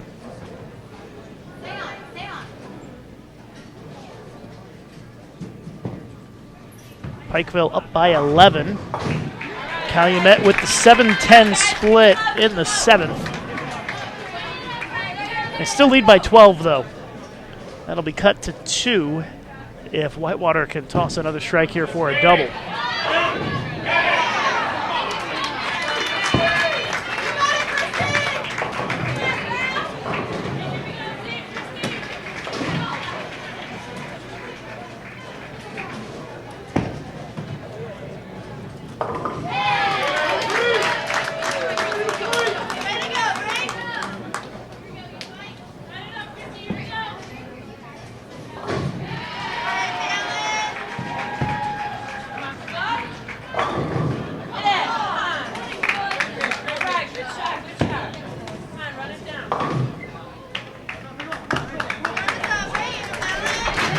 So Whitewater with another open frame, 3 this game. They are down by 24 and in jeopardy of going down 2-0 in the match. Pikeville with a strike in the 7th. They lead by 12.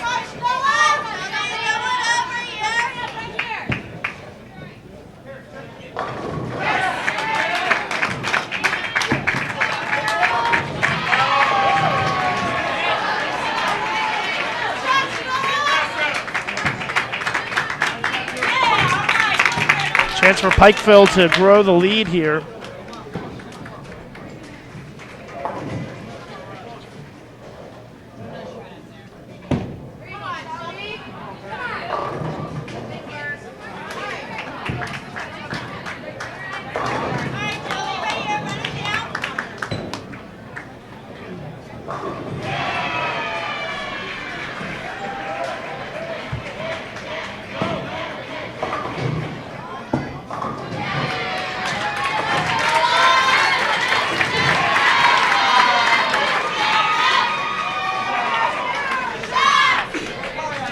you're having problems with the quality of the picture, there's a little gear symbol right under the Bold TV logo on the screen.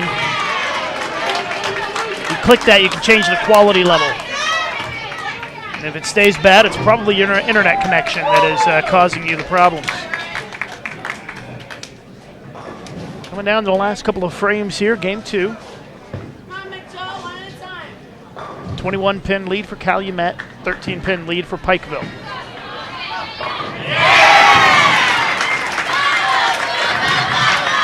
Looks like Calumet is going to win game 2.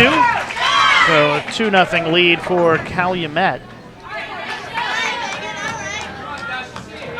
It's still very much in jeopardy as game 2 on the women's side with that 2-4-5-7 on the deck for Pikeville. That shrinks their lead down to 9 with the count on the spare.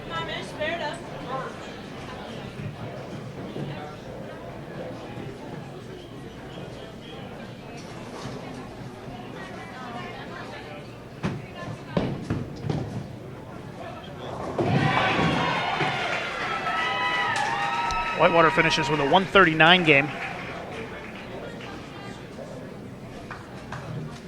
It's a big spare attempt here for Pikeville. Covers it up.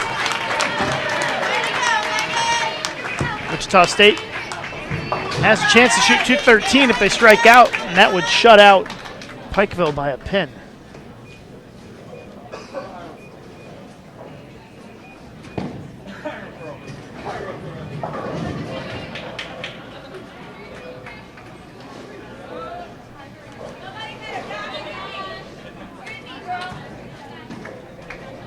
So it's coming down to the 10th frame here in our women's match, game 2. Critical shot here for Wichita State Player of the Year, Daria Kovalova. Got very quiet in here. She misses the head pin, gets the washout. Looks like Pikeville will potentially survive here in this game, depending on what happens here. Certainly a makeable washout. Pikeville needs a mark still. There's a strike, and Pikeville will even the match 1-1.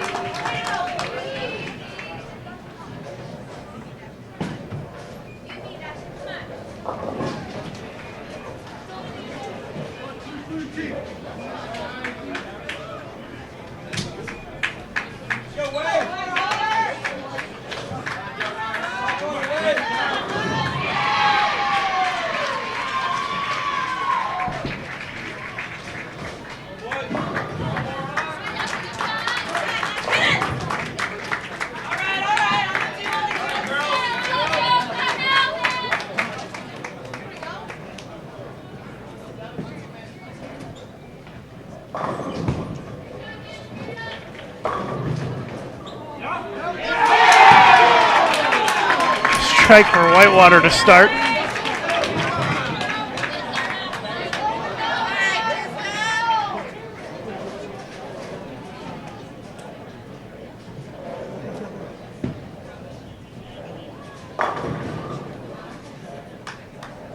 Pikeville just finishing up their win in game 2 over Wichita State.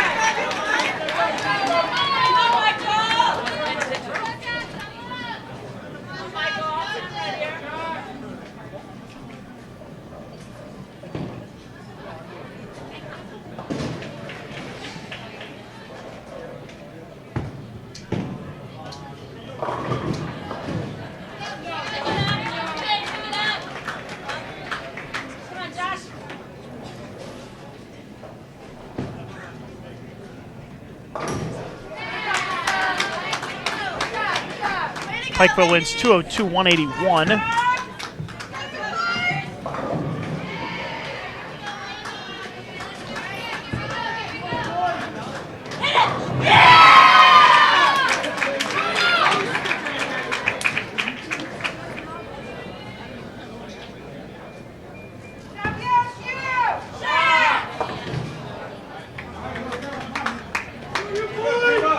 Couple of frames in. Whitewater finds himself in the hole again, down by 12 with that open frame.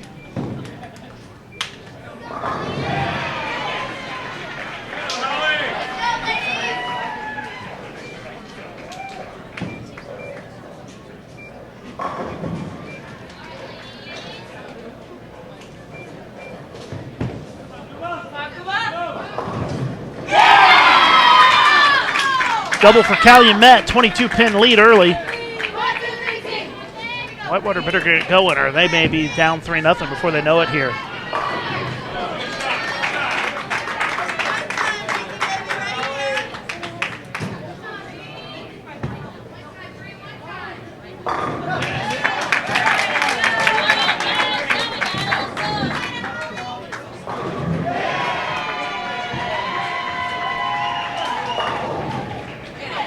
Pin spinning around on the deck in front of that 9. Too far in front of it to knock it over, though.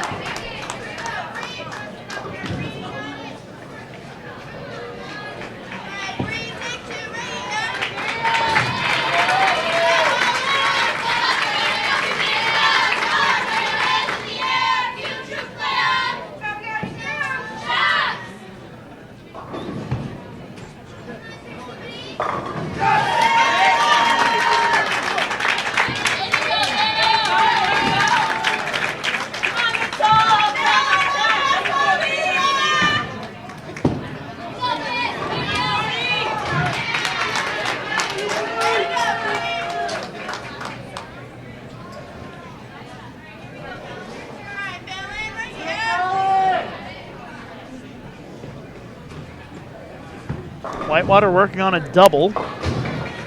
Almost another big split there. 3-6-10 is the leave. Got the 7 out on that one. With the spare, they trail by 14.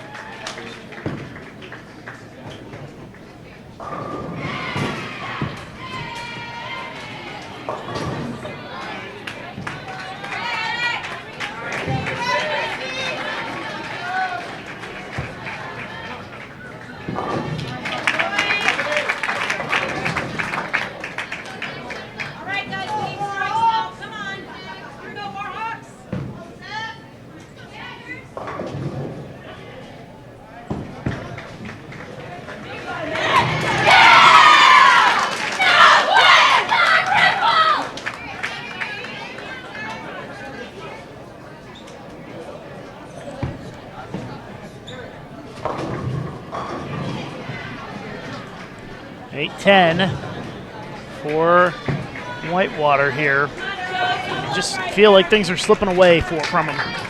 They just can't get much momentum, and Calumet just always seems to do just enough to stay ahead of them, one step ahead of them.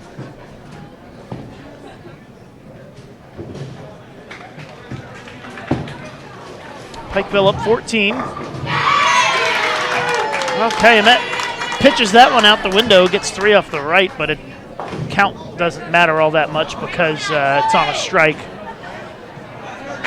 Whitewater flips a pin out, but doesn't really help.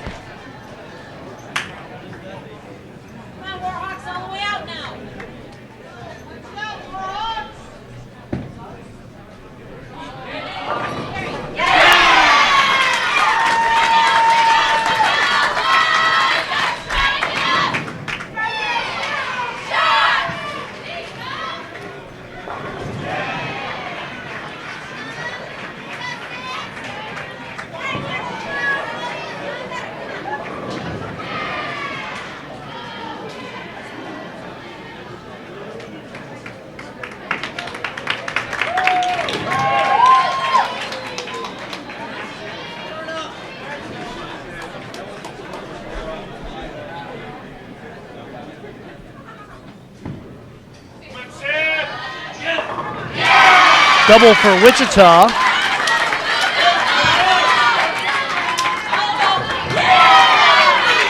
They pulled it within 4. Pikeville to extend the lead back to 14. Leave a 5-pin.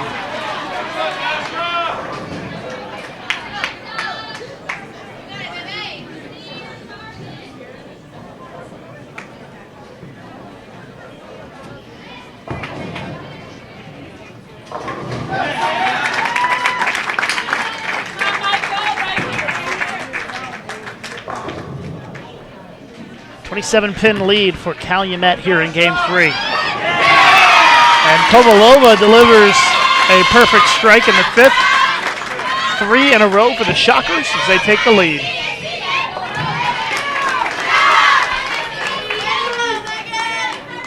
6-pin lead for the Shockers.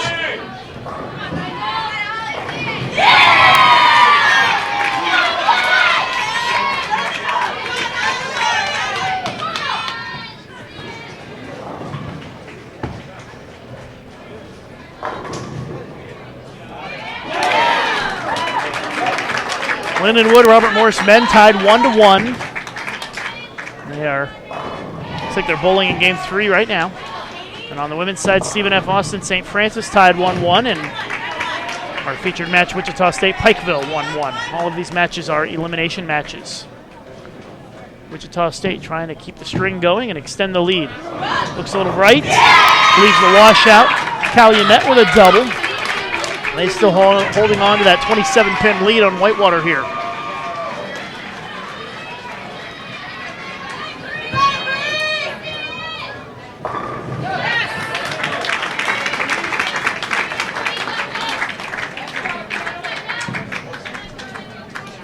Whitewater strikes again, cuts it to 17.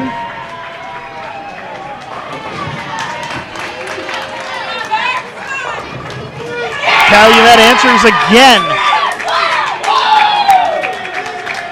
Calumet just keeping a couple of steps ahead of Whitewater every game.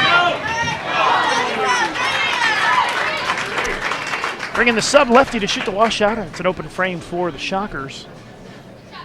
They still lead by a pin.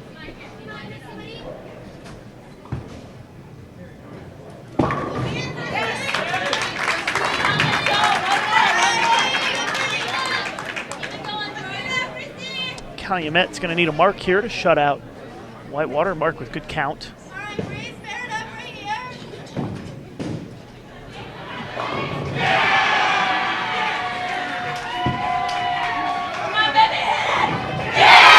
Well, that's a good mark right there. It's another strike, 4 in a row. Calumet will lead 3-0 in the match.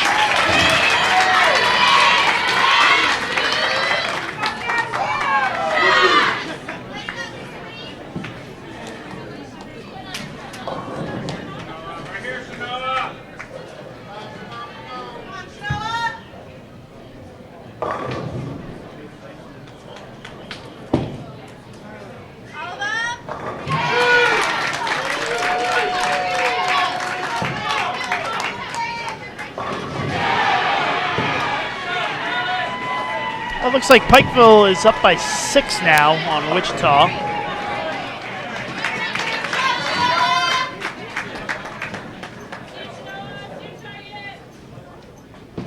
Yeah, 6-pin lead for Pikeville here as they work in the 7th.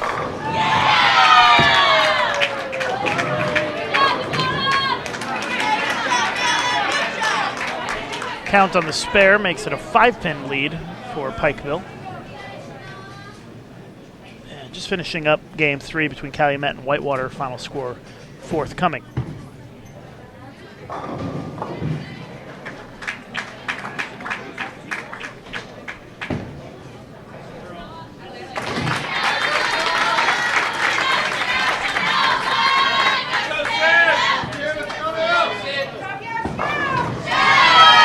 .49 to 209. Calumet goes up 3-0.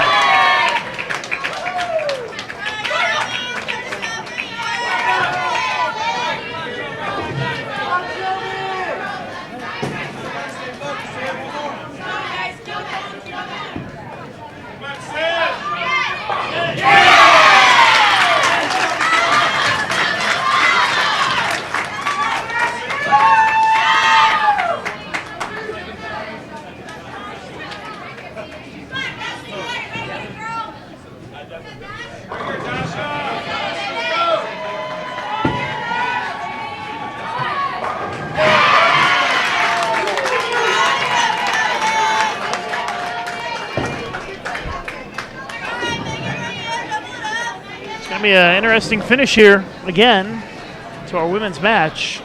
Wichita State can strike out for 209. That would force Pikeville to do some work here. Oh, collapses it. And the 5 goes late for the double.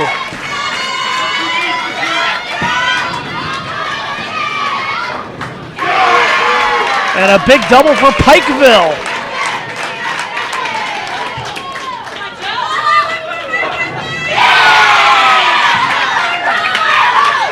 All right, if Wichita State strikes again, that'll put them in the 200s.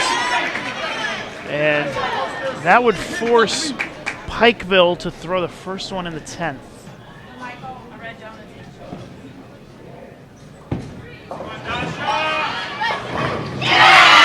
Player of the year right there, delivers in the 10th, a big double. Pikeville's going to need the first one in the 10th.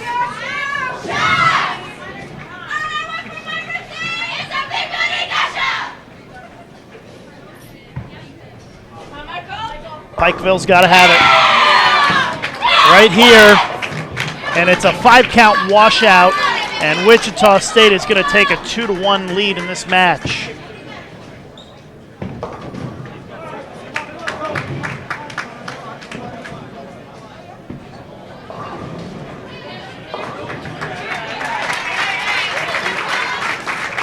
.207 for Wichita State.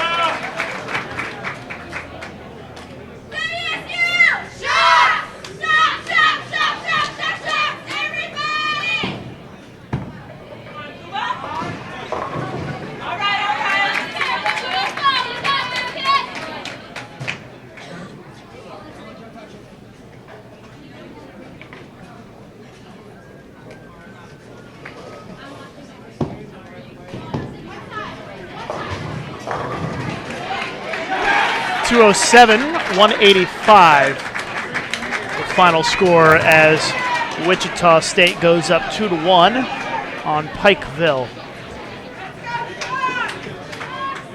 Calumet already with a 19-pin lead after 2.5 frames against Wisconsin Whitewater.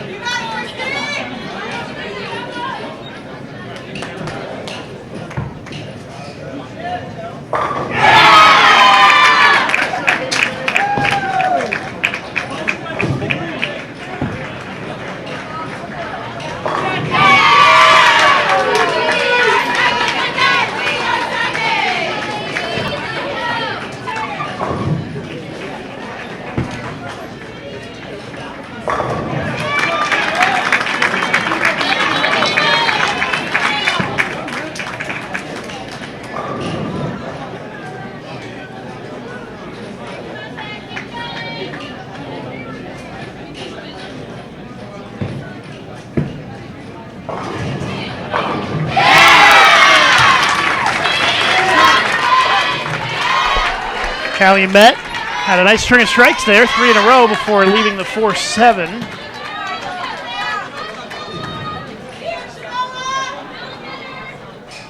still have a nice lead here on Whitewater.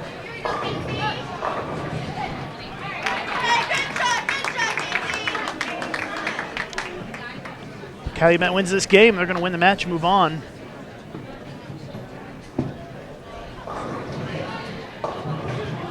We're slowly working our way down in the bracket to the final matches here at the ITCs.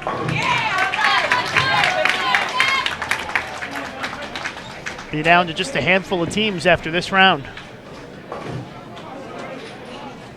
We've got 2 men's teams and 2 women's teams undefeated in the bracket so far. And coming up tonight, those teams will have to be beaten twice.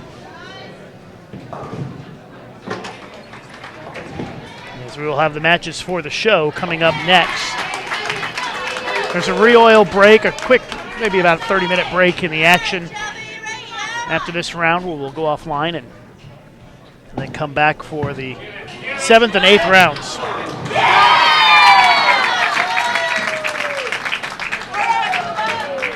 Other matches going on. St. Francis leads Stephen F. Austin 2-1 on the women's side in an elimination match. And Lindenwood leading Robert Morris 2-1 in a men's elimination match.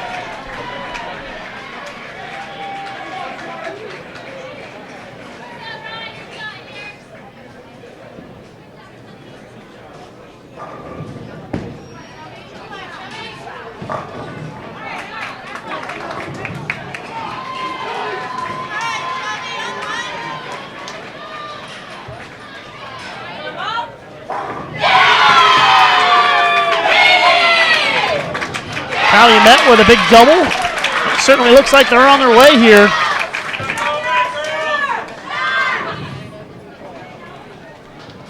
Not even sure they need a mark in the 10th. It'll depend on what happens here. Let's see, Whitewater can still shoot 225.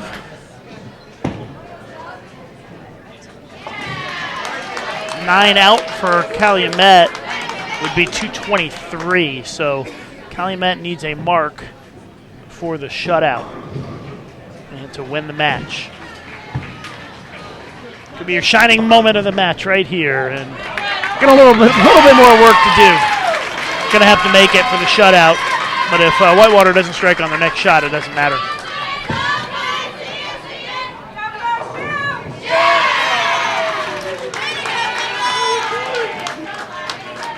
23-pin lead for Pikeville. Calumet looking to seal up the match with a spare, and that's it. Calumet advances 4-0 over Wisconsin Whitewater in the bracket.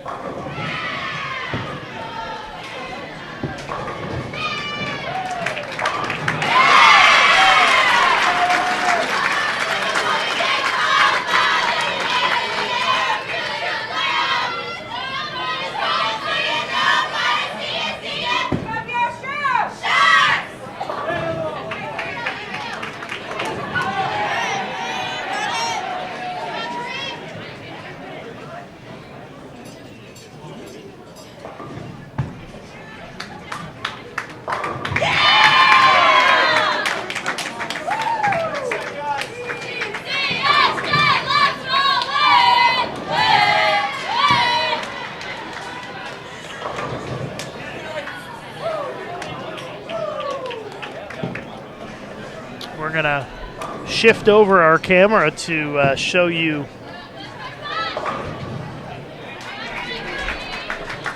the women's match and a little bit fuller screen.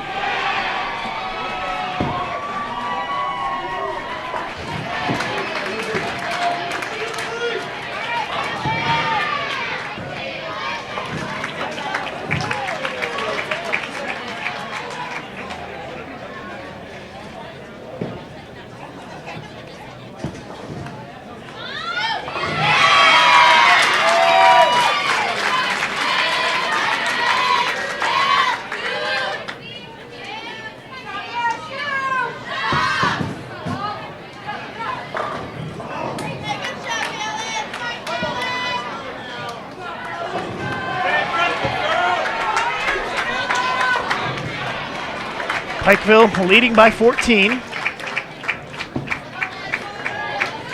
Final score was Calumet 235 to 202, by the way. They sweep Whitewater 4-0.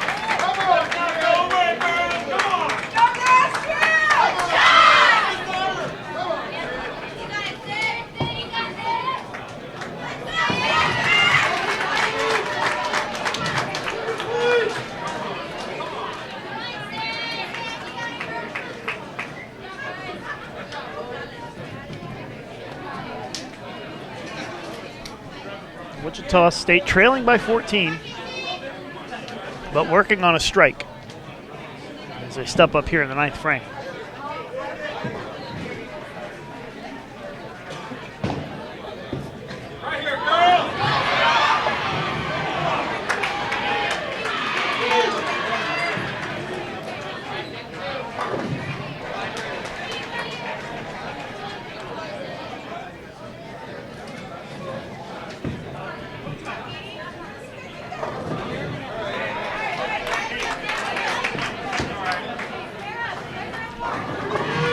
Big 4 split and an open for Wichita State. Means that Pikeville doesn't have to do a whole lot of work to win this game and even it up 2-2.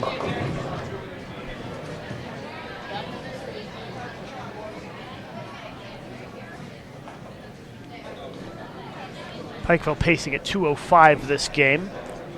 Best that Wichita State can shoot is 189.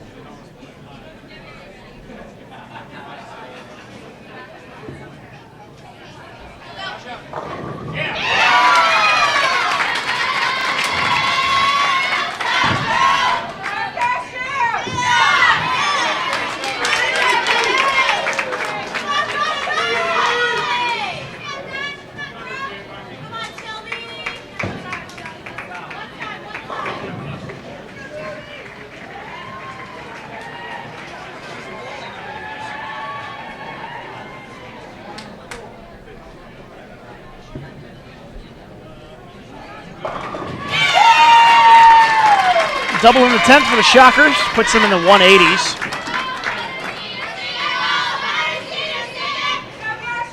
Basically, Pikeville needs one mark and 2 frames to lock up the win here, game number 4. Lucky that wasn't a split right there. You don't want to put the pressure unless you have to here on your anchor bowler. But if Pikeville makes this spare, they will all but lock up game number 4 and even things up at 2 apiece. 189 for Wichita State.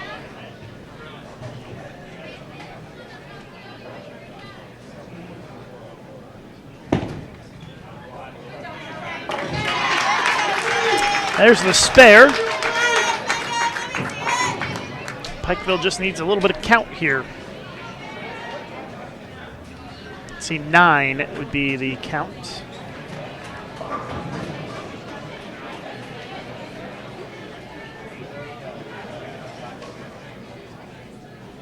Nine out would give them 191.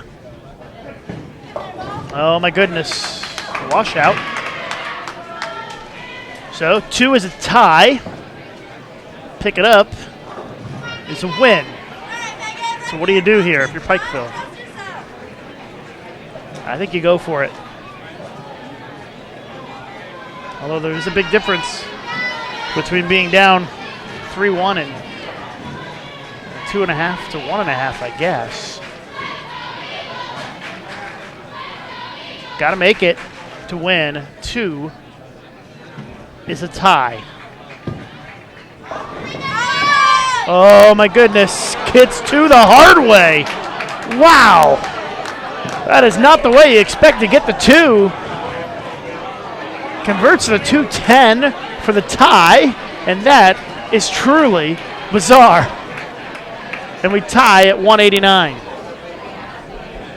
What a strange finish to that game. Goodness gracious.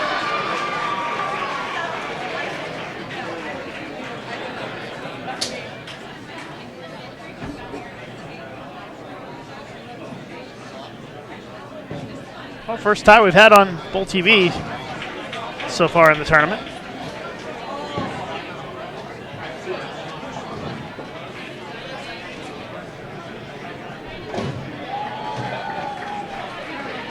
$189-189. We tie in game 4. 2.5, 1.5. Wichita State leads.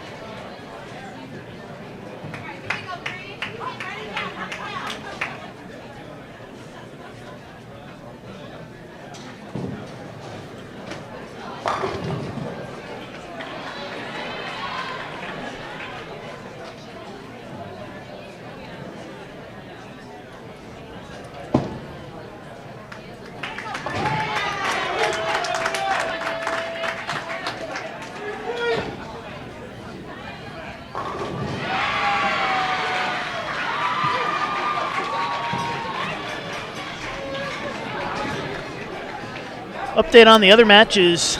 Lindenwood leading the Robert Morris men 3-1. Calumet defeated Whitewater 4-0.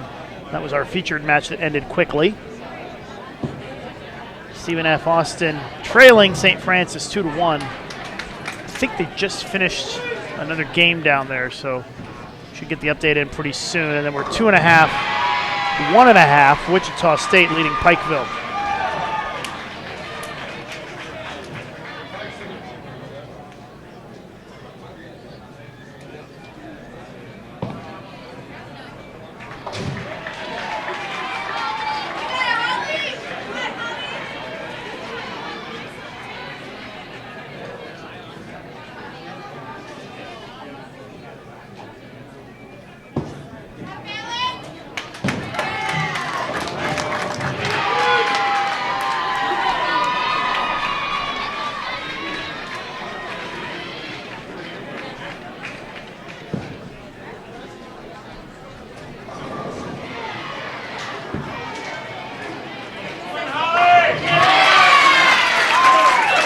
So the Shockers get started here first frame with a strike. Pikeville, a couple of 9 spares on the board to start this game. No matter what, we've got at least 2 more games to go.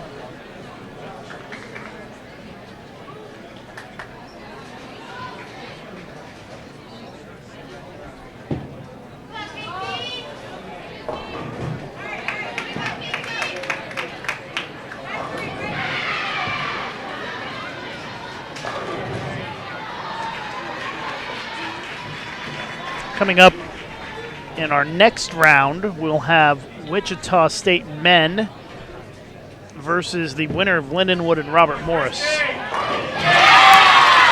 That'll be on 23 and 24. And on the women's side, it'll be North Carolina A&T versus the winner of St. Francis and Stephen F. Austin. We haven't seen North Carolina A&T yet, I don't think, on one of our featured pairs.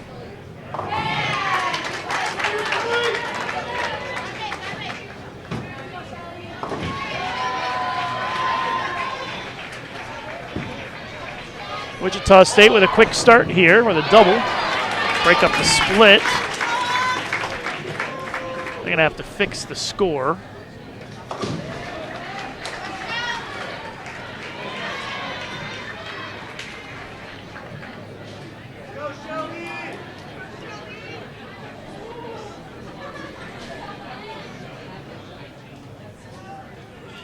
12-pin lead for the Shockers.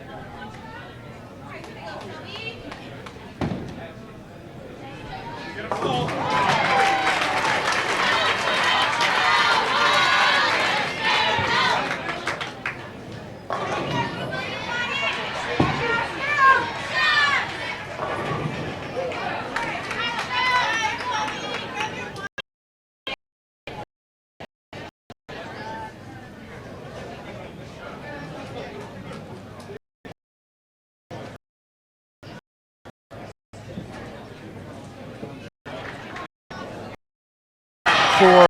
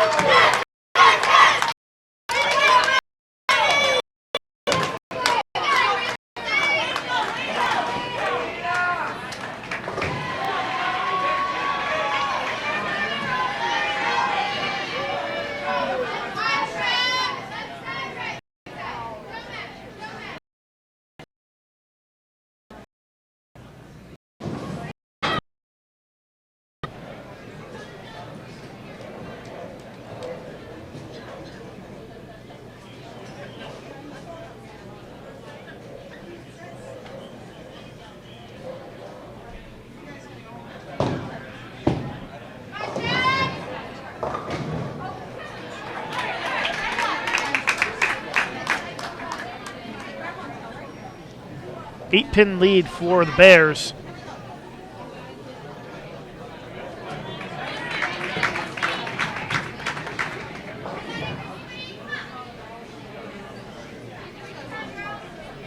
As we're moving along here in game number 5.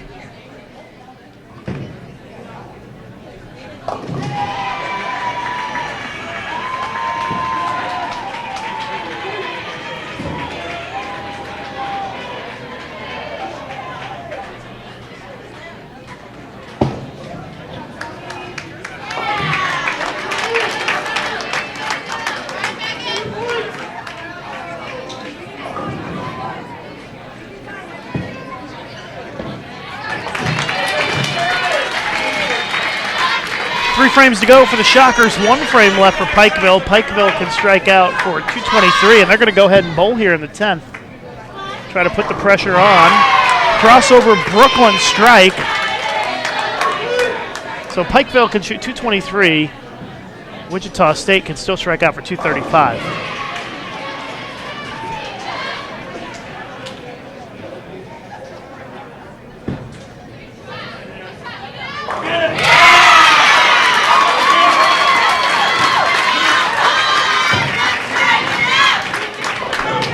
Exactly how many strikes Wichita State is going to need is going to depend on what happens right here for Pikeville. Second shot in the 10th.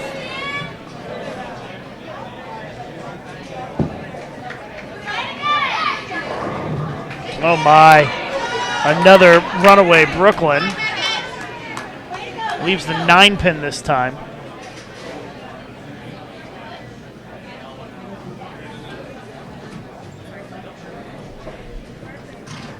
So they're going to be at 213.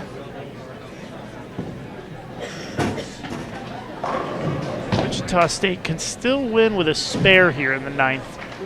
The strike would give them a pretty nice chance to take it. College Bowling Rookie of the Year with the strike in the ninth, Sydney Brummett. That would be something else. It's possible. Spare here and 9 on the fill would be a tie.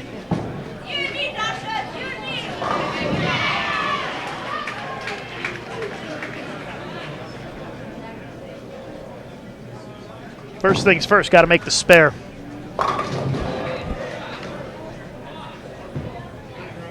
Nine count would be a tie. A tie really isn't that bad of a result for Wichita State. Either way, we're bowling another game.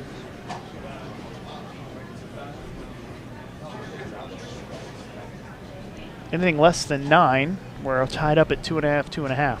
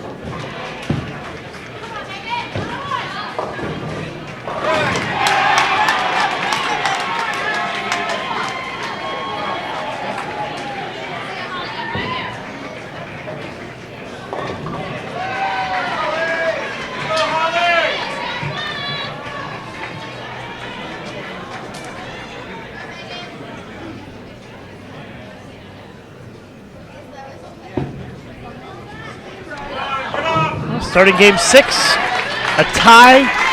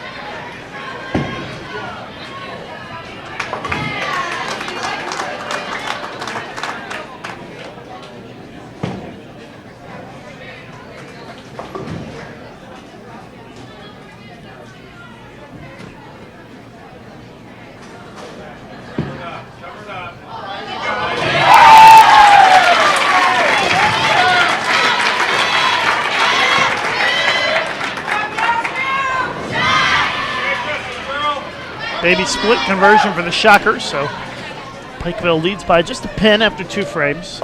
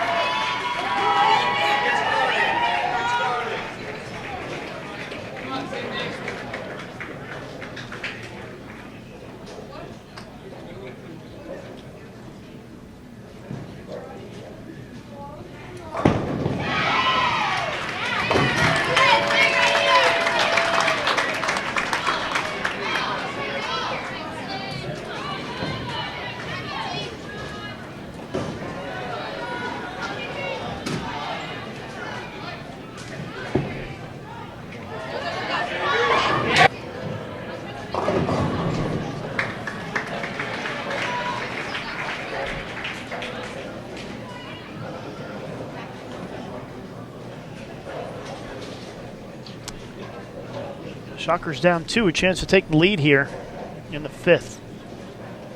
Game 6.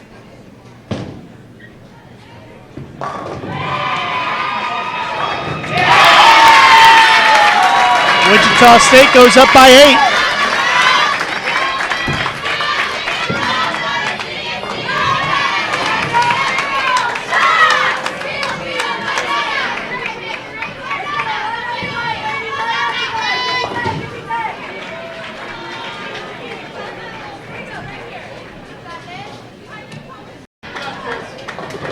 snag the lead back by 3 with a strike right here for a double.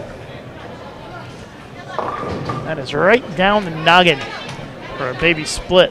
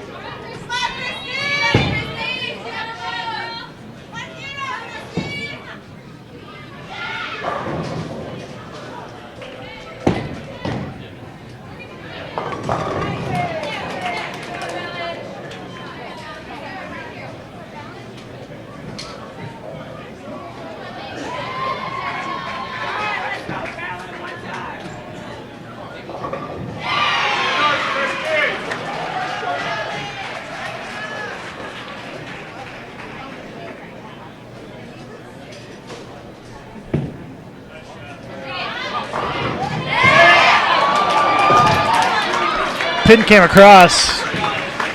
Does not take out the 10 though. 18-pin lead for Wichita State. Shockers win or tie this game, they would win the match.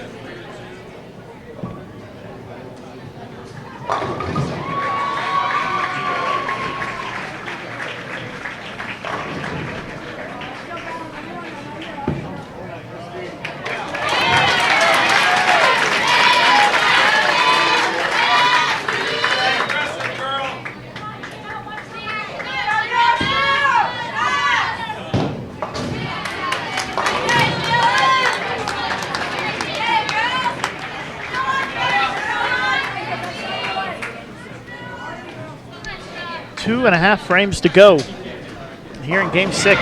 Wichita State with the edge, 3.5 to 1.5, and up this game by 18 pins.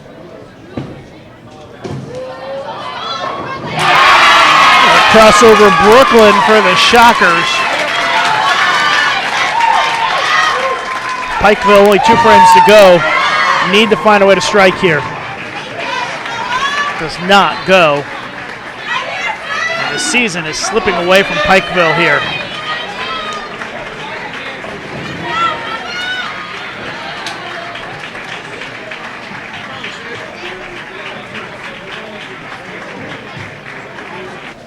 And Kovalova has been tough today in the anchor spot for Wichita State.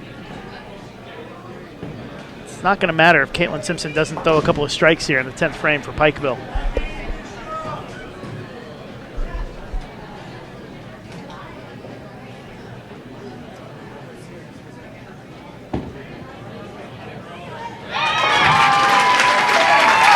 Pikeville can max at 193. That would force Wichita State to mark in the 10th. Must strike situation here for Pikeville. Simpson gets the first one in the 10th. There for Kovalova.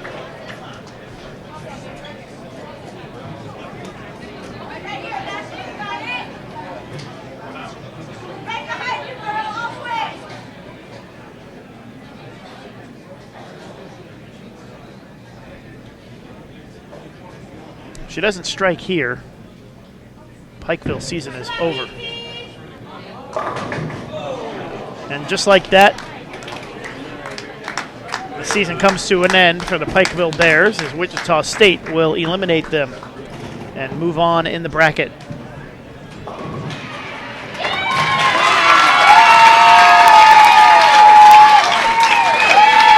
So both the Shockers men's and women's teams are still alive for the titles here in Wichita.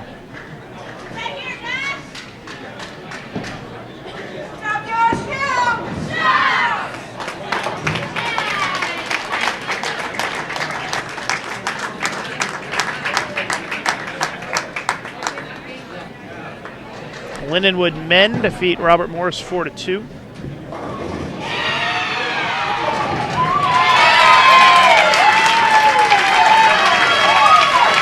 the Shockers win 201-183 to win the match 4.5 to 1.5. There's going to be a re-oil break now before the next round. It'll probably be a break of about a half an hour. I'm going to guess that we will get started for score at about 6 o'clock. That is my guess. So be sure to tune back in here. We'll make sure we post the link on Facebook and Twitter. And we'll see you back here when we get started again, probably in about 40 minutes or so.